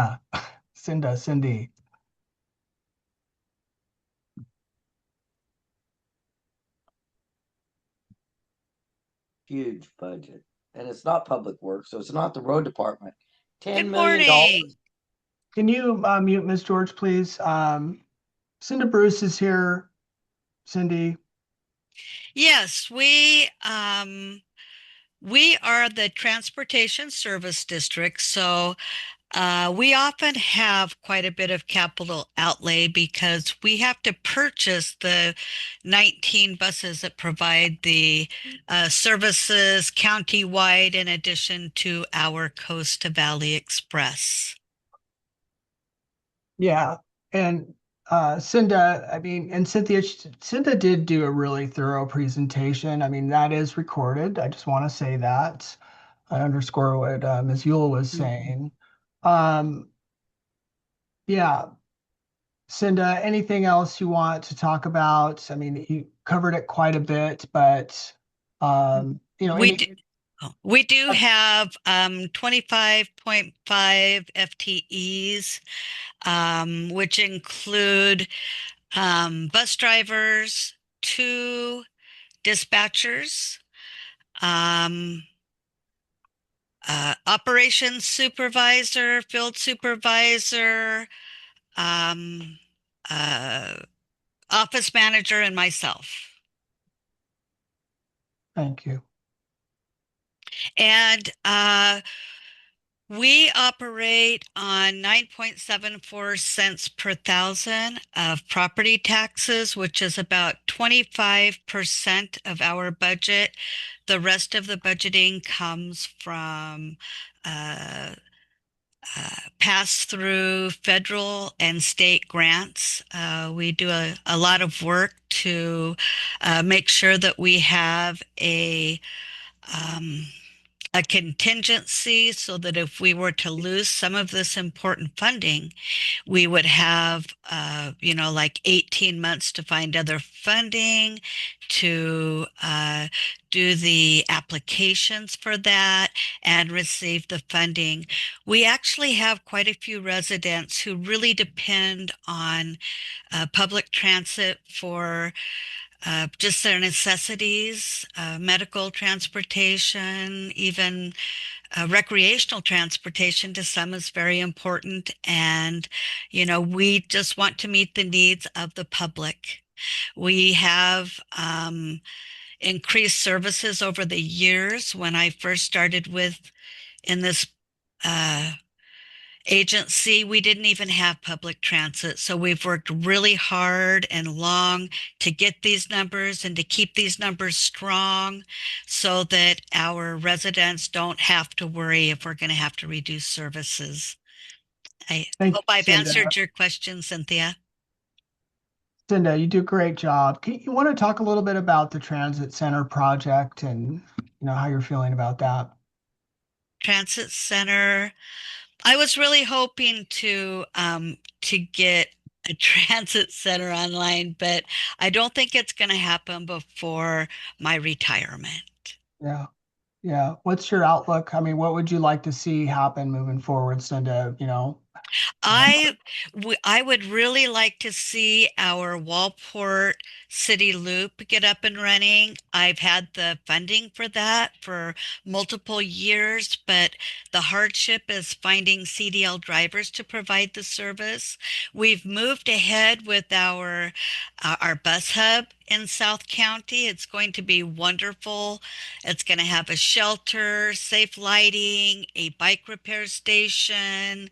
Um, it's something that's really needed for that community, and they've been so patient with me because as we've got the funding for this project, costs have increased, and the Northwest Connector, which is our five county coordinated system, we've had to go out for grants three different times to keep up with it, and we have it.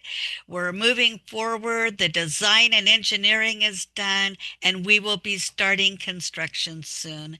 I'm really excited for the community. Thanks, Cinda, and thanks for taking the time to go over this. And we know. Absolutely. And please let Miss George know she is more than welcome to contact me personally at any time. I'd be happy to discuss this further. And yeah, we have some exciting things going on. All right. Thanks, Cinda. Commissioner Chuck, anything before Cinda takes off? No, just I want to thank her for her presentation at the budget committee meeting. That was great, and appreciate all you do for the county. Thank you, Commissioner Chuck. All right. Any more discussion? Commissioner Miller, do you know Yeah, if we closed the hearing, Commissioner yeah. Chuck or Miller? I just want to make sure we closed it. I After don't remember if we Uh, need. so do you want, well, you want me to close close the just in hearing just in Yeah. case, yeah. and then we'll accept a motion then, just to make sure that we closed it and to adopt the Lincoln County Transportation Service District for the fiscal year 26-27 budget as submitted by the Lincoln County Budget Committee as of July 1st, 2026. So we did close the hearing, correct? Yeah. Okay. And there's a typo that the declared and adopted date says 2003. We need to correct that. Other than that, I will approve. I will approve the Oh, I see. motion as presented. Okay, I'll second that. All in favor, please say aye. Do you see the correction, Commissioner Miller? I saw you squinting at the. I do. Okay. All right. Thanks. Just make sure. Thank you. Good catch. Okay, all in favor, please say aye. Aye. Aye. Okay, we've got it. Mr. Lip, can you move us on to the next? Finally on this, let's enhanced. Okay. All right, stand by, please. Okay, I am opening the public hearing on the Siletz Law Enforcement Service District for the fiscal 26-27 year. Lennon Pierce. Yep, correlating resolution to the presentation. All right. All right. Is there any public comment on Siletz Law Enforcement Service District? Seeing no hands raised, Commissioner. Okay. All right. No hands raised. I am closing the public hearing, and that's moving us to discussion on the Siletz Law Enforcement Service District. Again, we were out at the city of Siletz, Commissioner Chuck, myself, Lisa Norton, Wiley Stokes, and Will Warman. So things were covered very well. I believe that's archived online if anybody wants to take a look at it. It's a good discussion. But no other discussion for me. Yeah, I just want to make sure that it says that it's $1.16 per thousand, and up on the second line after be it further resolved, it says 131. Does that need to be changed, or is that from last year? It does. So it needs to be consistent. So it was the 1.16. And so if you could, when you make your motion, add a correction to the Okay, 1.16. That's right. I missed that one. My mistake. Okay, got it. Go back to the motion here. Okay. And I will make a motion to adopt the Siletz Law Enforcement Service District for fiscal year 26-27 budget as submitted by the Lincoln County Budget Committee as of July 1st, 2026, with a change to 1.16 per thousand.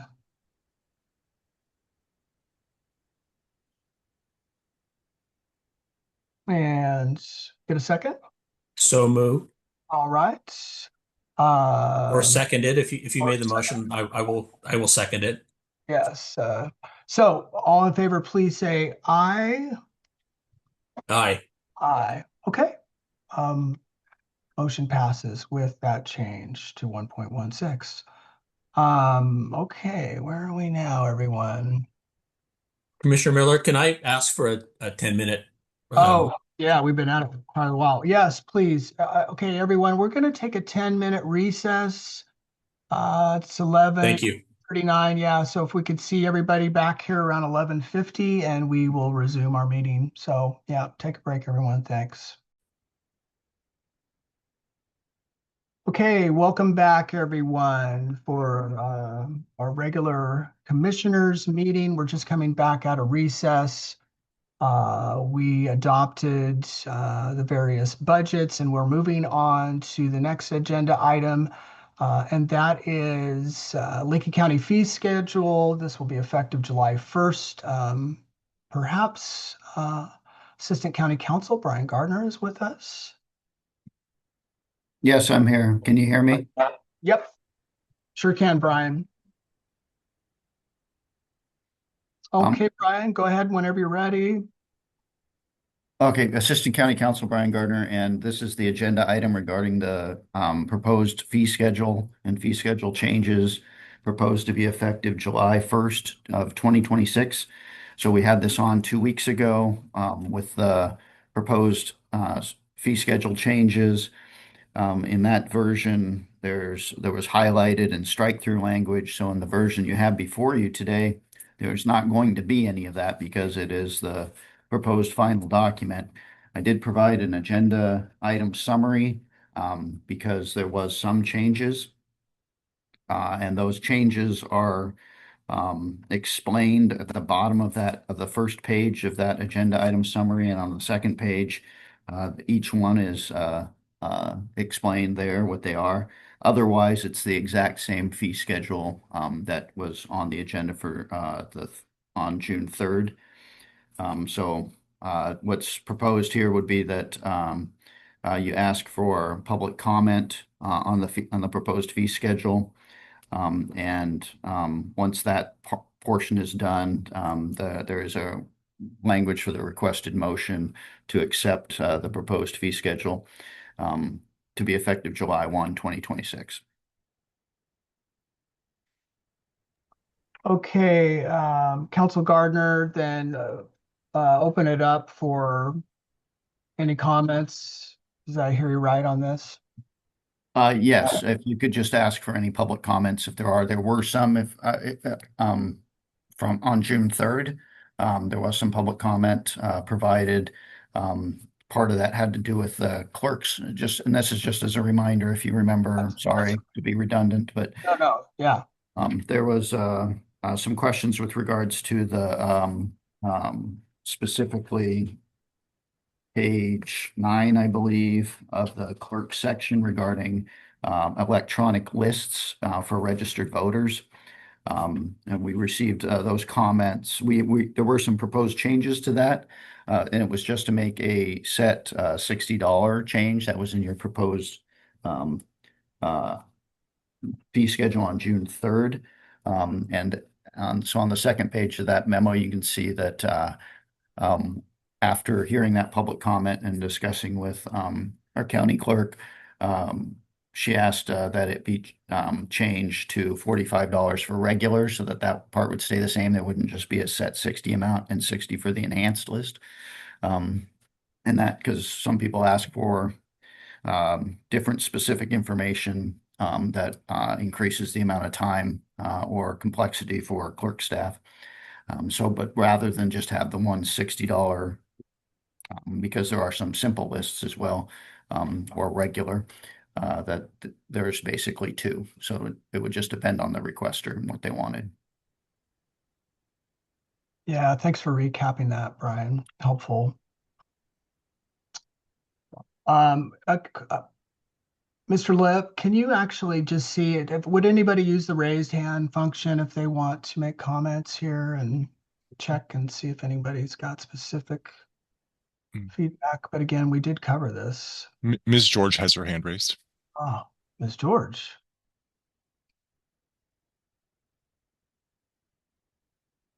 Cindy? Thank you for allowing my comment.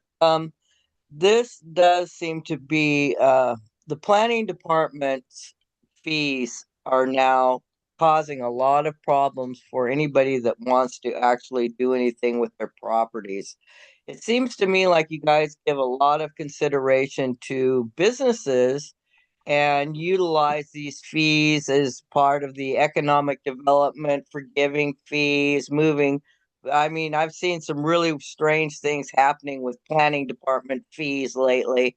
And yet, when it comes to a homeowner or someone trying to put a new home on property and things like that, it's such a detriment anymore, um, with all the updates in your planning department. And it seems like, so just keep that in mind as you guys are all stacking on more and more fees and taxes to all of us homeowners.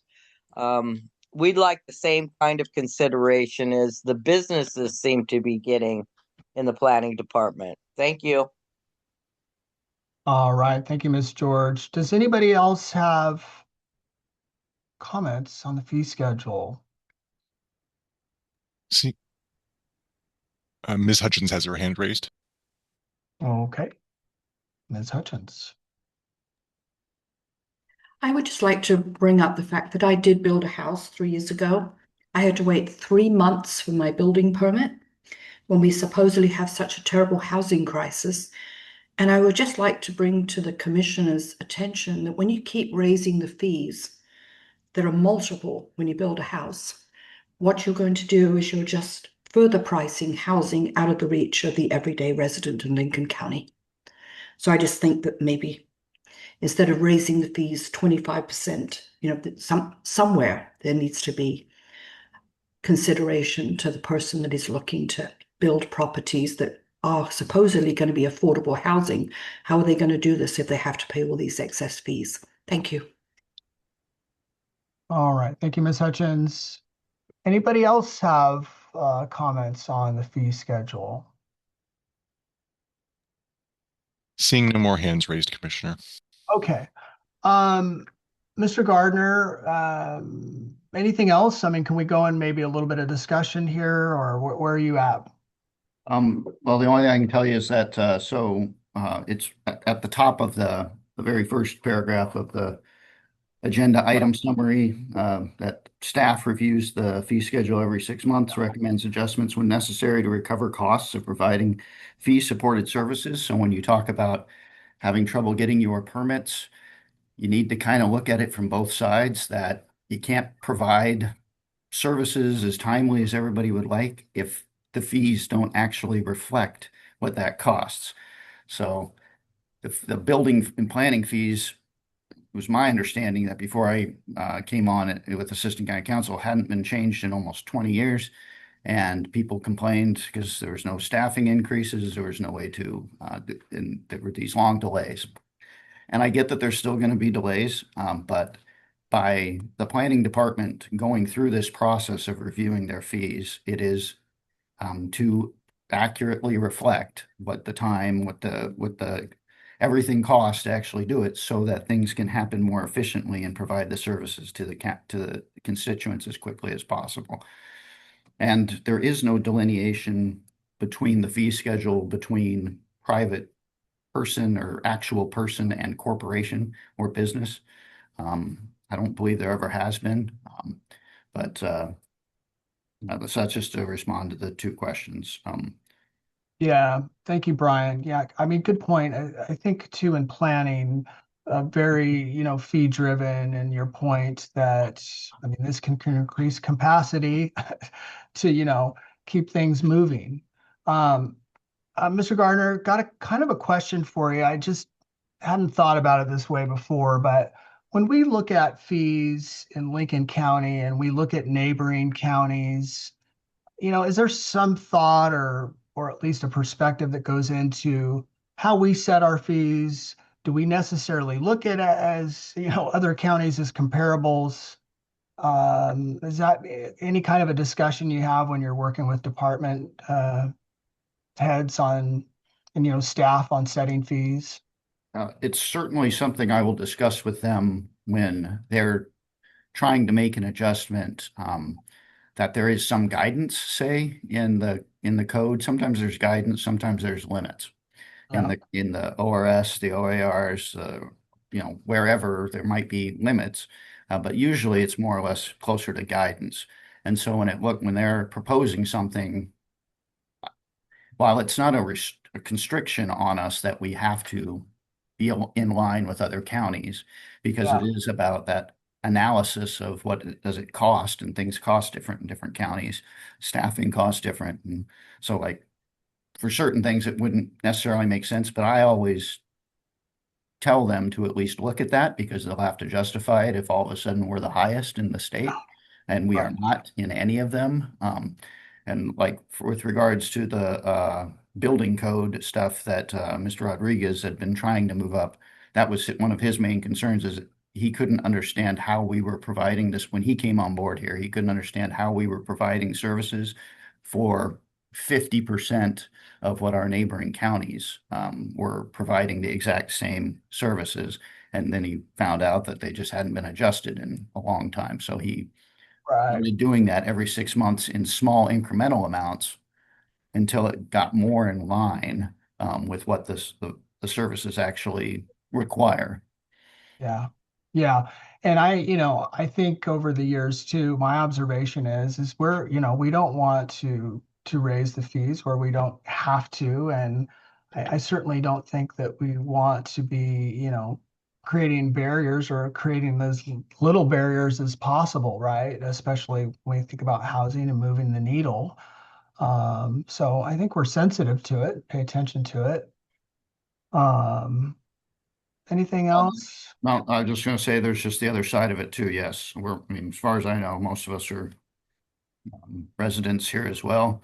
It is just kind of reality, but the other side is trying to address some public safety concerns of, do we actually want restaurants to be inspected, plumbing to be inspected, electrical stuff to be inspected, those types of things. If you want that to happen, if you want your government to be doing that stuff to provide the safety, there is an expense involved in that. Yeah. Yeah. Good point. Commissioner Chuck, what are your thoughts here? Anything? No, I think we're good. Appreciate the update, Brian, and the memo that you provided for us. So thank you. Yeah, me too. Yeah, memos. Nice touch, Brian. Okay. Well, just to remind everyone, this came to us before. We have received comments, and now you said there was some specific language, Brian, in particular for this one, or No, just once I just want to make sure I know because I think you said that no other hands were being raised, but if there was any other public comment, it's not a public hearing, but there is a requirement for public comment. But if that's done, then I would just ask that I did put language in for the requested motion, if that's appropriate once you guys are done discussing it. I have no further discussion, and if there's no comment, I'll read the motion. thank you. Go ahead. Okay. I move that the board adopt the proposed fee schedule to be implemented effective July 1, 2026 as presented. All right, and I will second that motion. All in favor, please say aye. Aye. Aye. Okay. All right. Thank you, Brian. All right. So we've got our fee schedule. Okay. Oh, comments. Okay. So Council Yule, Ms. Welch joining us, I think, on this item. And take it away whenever you're ready. Thank you, Commissioners. This is returning to you for consideration regarding the financing for the county commons. So this financing, this is an amendment to what has already been brought before you. We have now the actual estimated costs for the redevelopment. So that would require essentially this financing plan of borrowing, and this would be just borrowing against transient room tax funds. And these were the ones specifically dedicated for the county commons project. And I have Ms. Welch here, just if you have any questions on that. The loan term would be extended from 10 years to a 20-year loan payback. And Ms. Welch can answer any questions specifically if you have on the debt service. Ms. Welch, Jane Welch, are you here with us? Yes, I am, Commissioner. Okay, great. Commissioner Chuck, I'll let you get started if you have anything here. No, I think Jane, I think you did a great job of presenting last time, and just want to reiterate that this is transit lodging tax money, and that you are comfortable with the terms that we're going to be taking under, hopefully. Yes, that is correct. And thank you, Commissioner Chuck. Okay, Commissioner Chuck, anything else? None for me.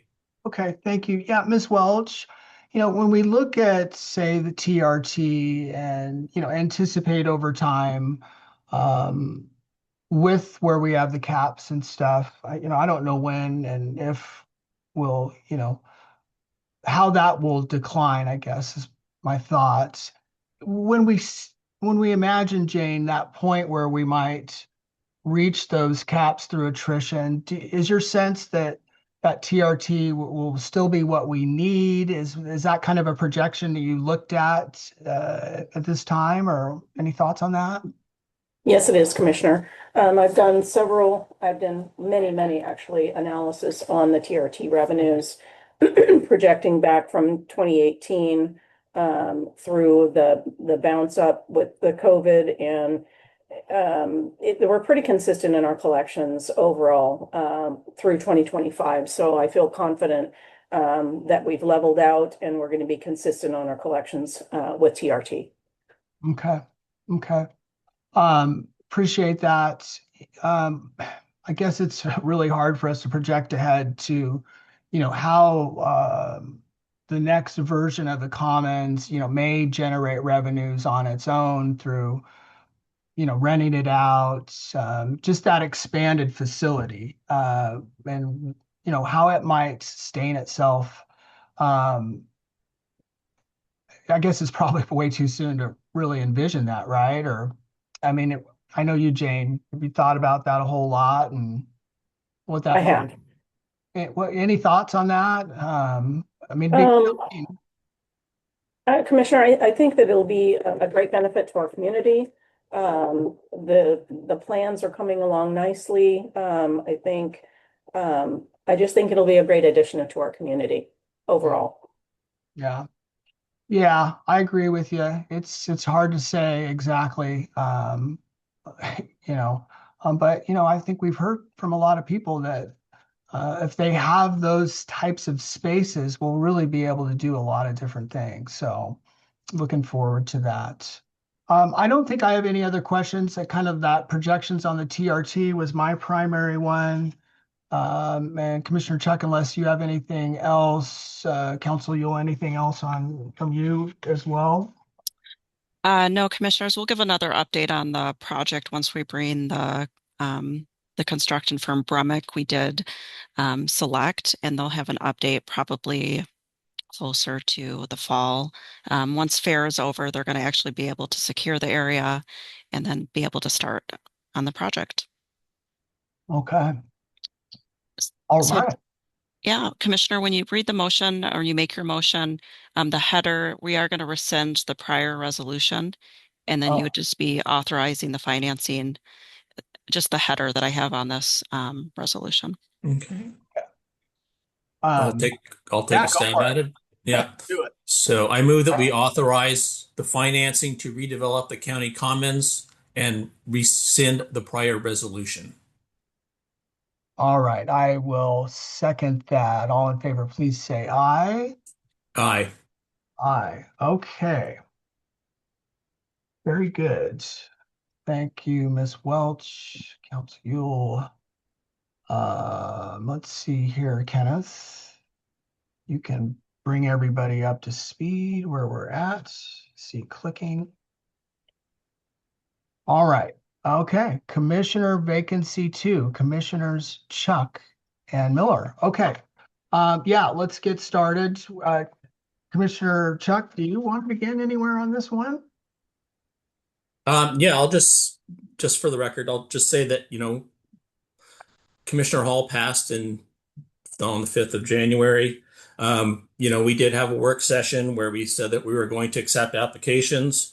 24 people applied. We did interviews. We had 2 finalists, and we did choose 2 finalists, Marcy Baker and Kristen Dawn. and that we did have a couple of times where you and I agreed that we would extend the choice of these people. The last meeting, I put forth one of the finalists. You did not put forth one of the finalists. And I just like to understand what the thought process was on that, why none of the finalists were considered by yourself. Um, Help me understand. Just not quite making sense to me. On the finalists? Yes. You had chose Marcy Baker and I had chose Kristen Dawn, and I moved that we put Kristen Dawn. You did not second that motion, and I just want to know what was your thought process, because we were supposed to interview these people after they applied for these positions, and I think we owe it to them to at least discuss why you and I, or you, do not feel that either one of them is qualified to be filling the vacancy. Was this, you mean the last time we discussed it? Well, I think that we owe it to the candidates that went through the application process and the interview process to let them know why you will not put either of their names forward or second the motion to have them put to the vacancy. Yeah, no, I'm just trying to figure out when exactly you're referring to. I guess this was the last time it was a subject on the agenda. Yeah. Oh, okay.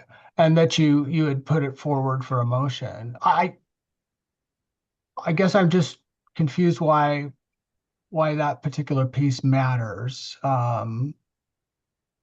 You know, I don't think it was, I guess for a couple themes for me, one is just that uh, looking at the appointment process, I think it was clear we weren't going to agree. And, I had proposed in April that if the election would give us an indicator of where the community was at, that I would potentially lean into that. And I did uh, due to the election results. So, I mean, does that help explain at all?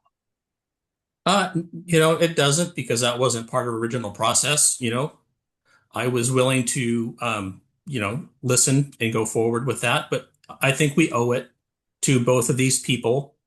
And that also isn't what the statute says. So basically, I think we owe to Marcy and to Kristen, why you don't feel that they're able or capable of filling that vacancy. Yeah, yeah, okay. I think I'm trying to understand what position you're coming from. Commissioner Chuck, for me, the appointment process in 25, 26, there were a lot of challenges I had with the process, period. And if you really want to dive into it, I mean, we can really peel back the onion. But I really think for me, a couple of things stand out is that it really intersected with the elections process. I really found people to find it confusing. They didn't understand the difference between that as well, and that piece where that election neutrality piece is really important to me too. That kind of got convoluted in it, and by the time we kind of got through all of that, it's like, okay, we're right in the middle of this election. And this just seems to be so sensible to me to choose the clear winner of the election. If it had been somebody else, I would have thought differently, right? And that's just the way it turned out. So, and it means no disrespect to those candidates. It really doesn't. I mean, I think there is the potential that they could have served very well, but we've got X amount of months left. I really, really think that we need somebody to, and especially on this issue, um, come in. And this is just a great type of a subject, I guess, where we just continue to have, like, if you want to call it a stalemate, call it that. where we need a third person. And like, let's not delay. Let's seriously do it. And that'll really have somebody come in and create clarity for us when we're struggling to come to consensus. Well, I think it's just kind of odd that we're talking about not delaying things when we've waited almost 4 months now. Um, and once again, the election was not part of the original process that these people applied for. That was not a condition.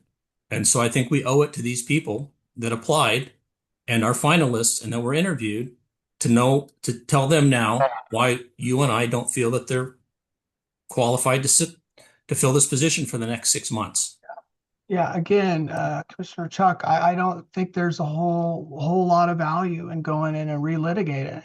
Shoot, I even put together a policy moving forward, a hypothetical policy that actually, if we ever find ourselves in this situation again, that will heavily lean into the elections process where possible, right? Because the framework that I wanted us to look at before we even started, um, we didn't do that, right? We didn't do it in a deliberate way. And that I think would have helped looking back, kept us out of where we got in this process. And I guess would conversely, Commissioner Chuck, um, what is it about uh, elect landers that,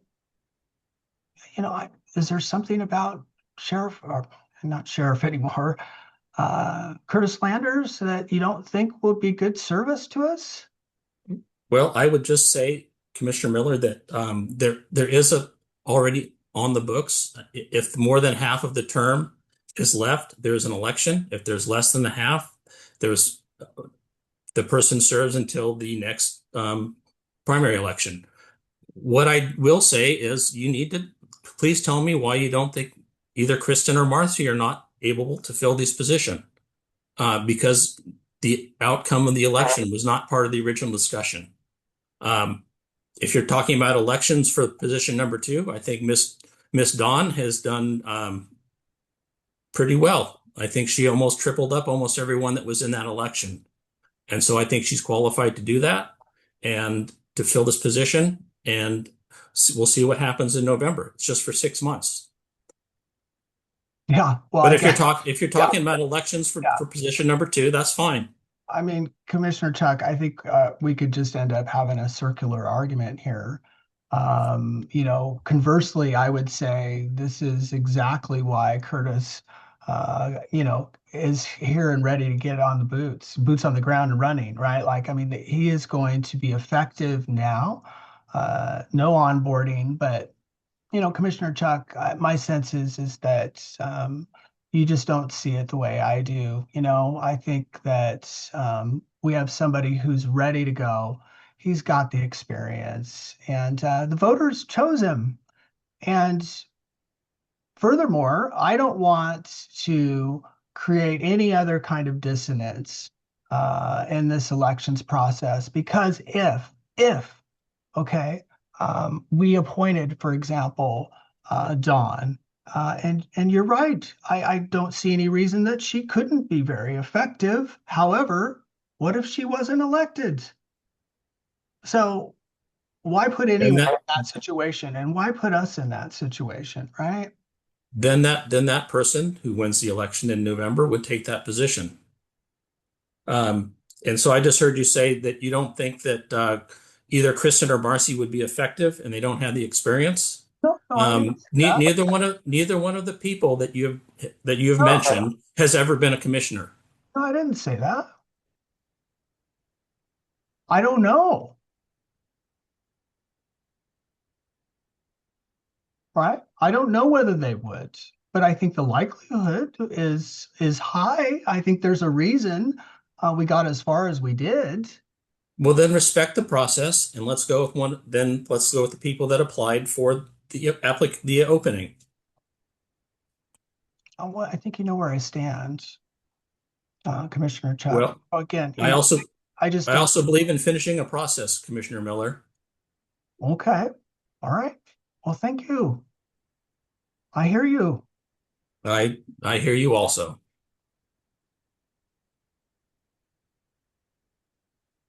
Uh, I think maybe is Landers here with us today? Is there any questions you have for him? He has submitted us. Did you receive his I did. email? I Okay. did. So you know that he is ready to go and willing. And Is that right? I would say that Miss Baker and Miss Dawn are the same way, Commissioner. And you know, we agreed to interview people. Okay. And you know, honestly, you know, we keep changing this. I think I firmly believe that we need to go follow the process that we agreed upon. And if you wish to change that, that's fine. But I don't agree. Understand. I understand. I'm sorry you don't. I'm sorry you don't either, Commissioner. Okay. All right. Well, looks like Curtis was here. If you don't want to talk to him, that's fine. And I think we just need to move on, Commissioner Chuck. I would just say this wasn't set up as an interview process, Commissioner Miller. Um, Uh, and Commissioner Chuck, so that Commissioner Chuck, we can let move it on. go. Let it go, okay? Let it go. Sorry you're disappointed. Same goes for here. Yeah. Okay. All right. So we're moving on. No changes there. And where are we at? Discussion and information, agenda topics. All right, Commissioner Chuck, I think you submitted some, right? So let's go over them. I did not submit any agenda topics, Commissioner. I mean, oh, sorry, I was thinking commissioner reports. Yeah, I have no agenda topics, everyone. So yeah, let's I have no discussion information on agenda topics, Commissioner. I do not either. So let's move to reports then. That's what I meant, Commissioner Chuck. I think we've had a long enough meeting. If I would just say that I've attended a handful of meetings the last 2 weeks, and they're very productive. And for the get everybody on their lunchtime, I would just say if they're very productive meetings, and it's part of my duty as a commissioner to do these things. So, thank you. Okay, thanks, Commissioner Chuck. I don't mind. I don't mind going over the worksheet if you want to. I'm happy to look at that and show everyone where you're at. But thanks for your feedback. Yeah, I filled mine out. I just didn't send it to staff, so I'm not going to try and bring it up now either. Okay, public comment. Remember, everyone, you've got 3 minutes. And Cynthia George.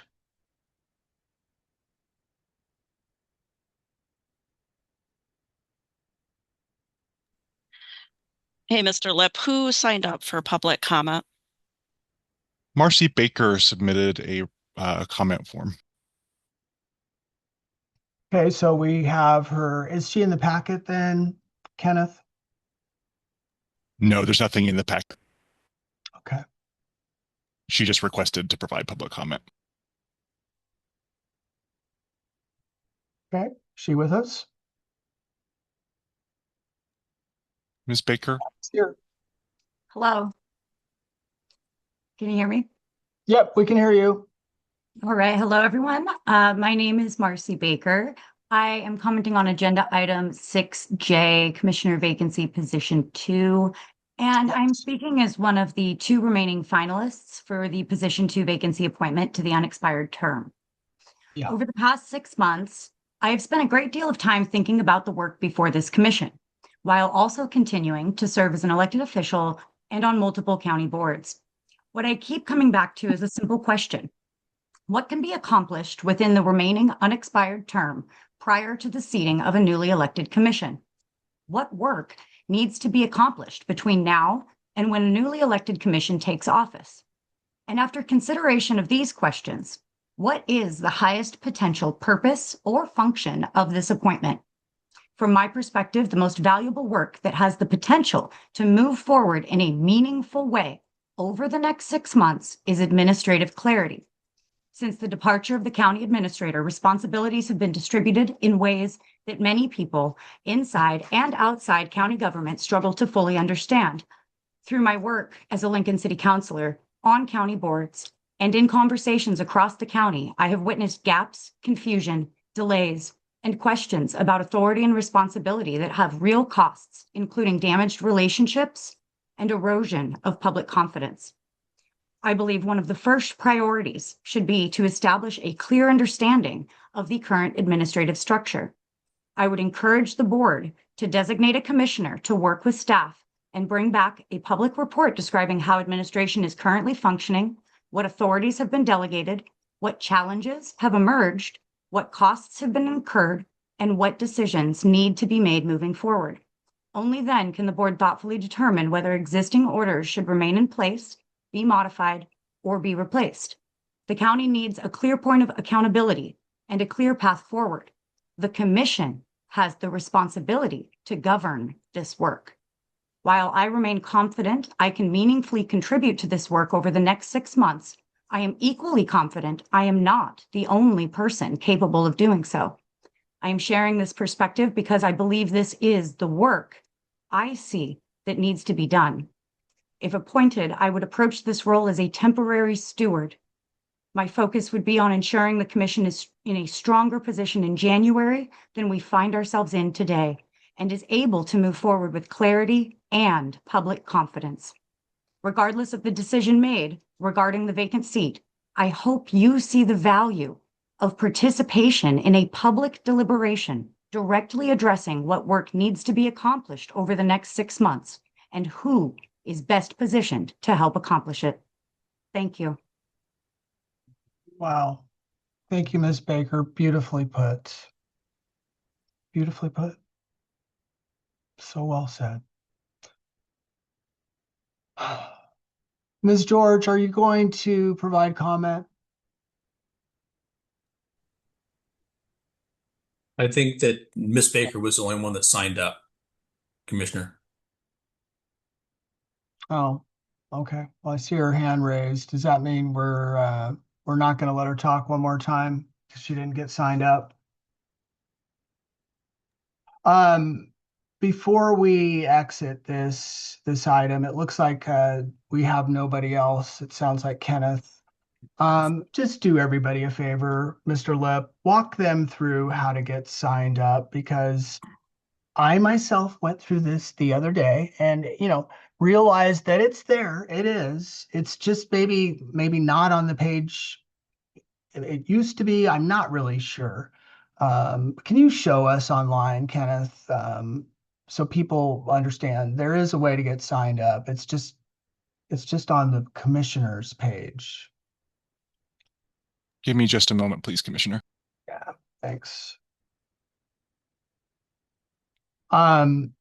It appears maybe that I don't know, Ken, when did the form get launched, the form system? I mean, it looks like maybe May. I believe it was for the first meeting in May, yes. Okay. So he's going to pull that up just so for future reference. And then a thought when he's showing this, I think we could see maybe could put it in a couple different places, and then everybody would understand where to see the item.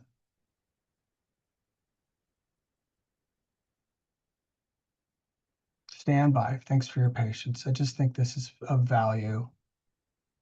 If you go to the homepage of the website, hover Yeah. over Government, and select Board of Commissioners, it will take you to this page. Okay. You've got your options for written public comment using the smart sheet right there. You can also always email boc@co.lincoln.or.us. Just here under the Attend a Public Meeting heading, the second hypertext link is a link to the form to provide public comment on commissioner agenda topics. Got you. Thank you, Kenneth. And I think there's one other page, isn't there, Ken, that it says attend a meeting, like a breakout page? Yeah. It would be nice maybe if we could just maybe put it there too. And so if somebody lands there, because I know what happened to me is when I searched it, I was brought here. And so it just might be a redundancy. So as I far believe. as for the virtual, I mean, so Mhm. Yes, uh Commissioner. but I see that that makes sense. That looks, like the in person. So, okay. Appreciate that, Ken. Anything else for the good of the order before we wrap it up today? And if not, I will talk about our coming commissioners meetings. Commissioners, could we talk about the date of the next meeting? So there are a few items that departments are trying to get in before the end of the fiscal year. But I think that date does not work for Mr. Chuck because he's at a conference. So does Friday the 26th work? All right. Grab my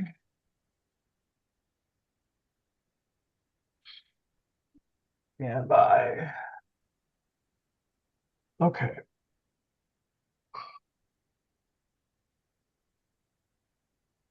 The 26th, and that's going to be a Friday.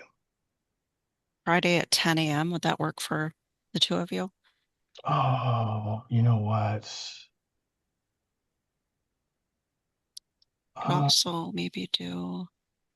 I don't think that is gonna work for me, Council Yule. Um,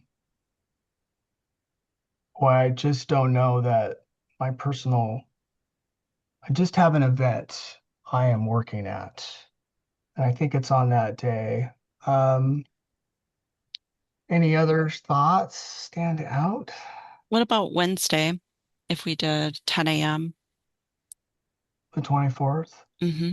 Yeah, I think that's okay, but does that It would give give us enough enough time. time? Are you sure for any last minute stuff? 30th, the 29th? I mean, I'm Um, fine with the 24th, but I'm Otherwise, the other option, commissioners, would be the afternoon of the 25th, like at 1 yeah, that works. p.m. That works for me too. So 24th, 25th, sure. Is your preference, commissioners? um, Either you is and I have the Community Services Consortium at 1 p.m. on Thursday, Commissioner. Okay. we could do it afterwards. I'm fine with Wednesday if that works for staff. Yeah. 3 p.m. maybe Wednesday. Yeah. No, And the, Thursday is a CSC meeting. what time So is that for you two? Oh, CSC's at 1, and I on don't know. Thursday, Yeah, we could go after it. I guess there's just no guarantee how heavy that meeting's going to be. I don't know, Commissioner Chuck, you might know better than me if that meeting's going to run, beyond its stated 1 to 3, but we could do they've been going a little bit over. I'm open Thursday or Wednesday. So if we knew Wednesday, that works. Yeah, Wednesday's fine for me, sure. Uh, Wednesday at 1. Yeah, that Okay. works. Or 10. Either one. Let's do 10, the regular time. Okay. So this would be then we are not having a meeting on that July 1st. The next meeting would then be July 15th. Okay. All right. So to be clear, it sounds like the next meeting of the board will be Wednesday, January 24th at 10. Did I get that correct? June. June. Okay. All right. Okay. Thank Sounds you. good. All right. Thanks for your time, everybody, today, for hanging in there. It was a long one. Thanks to staff, thanks to community, and we are adjourned. Have a great day.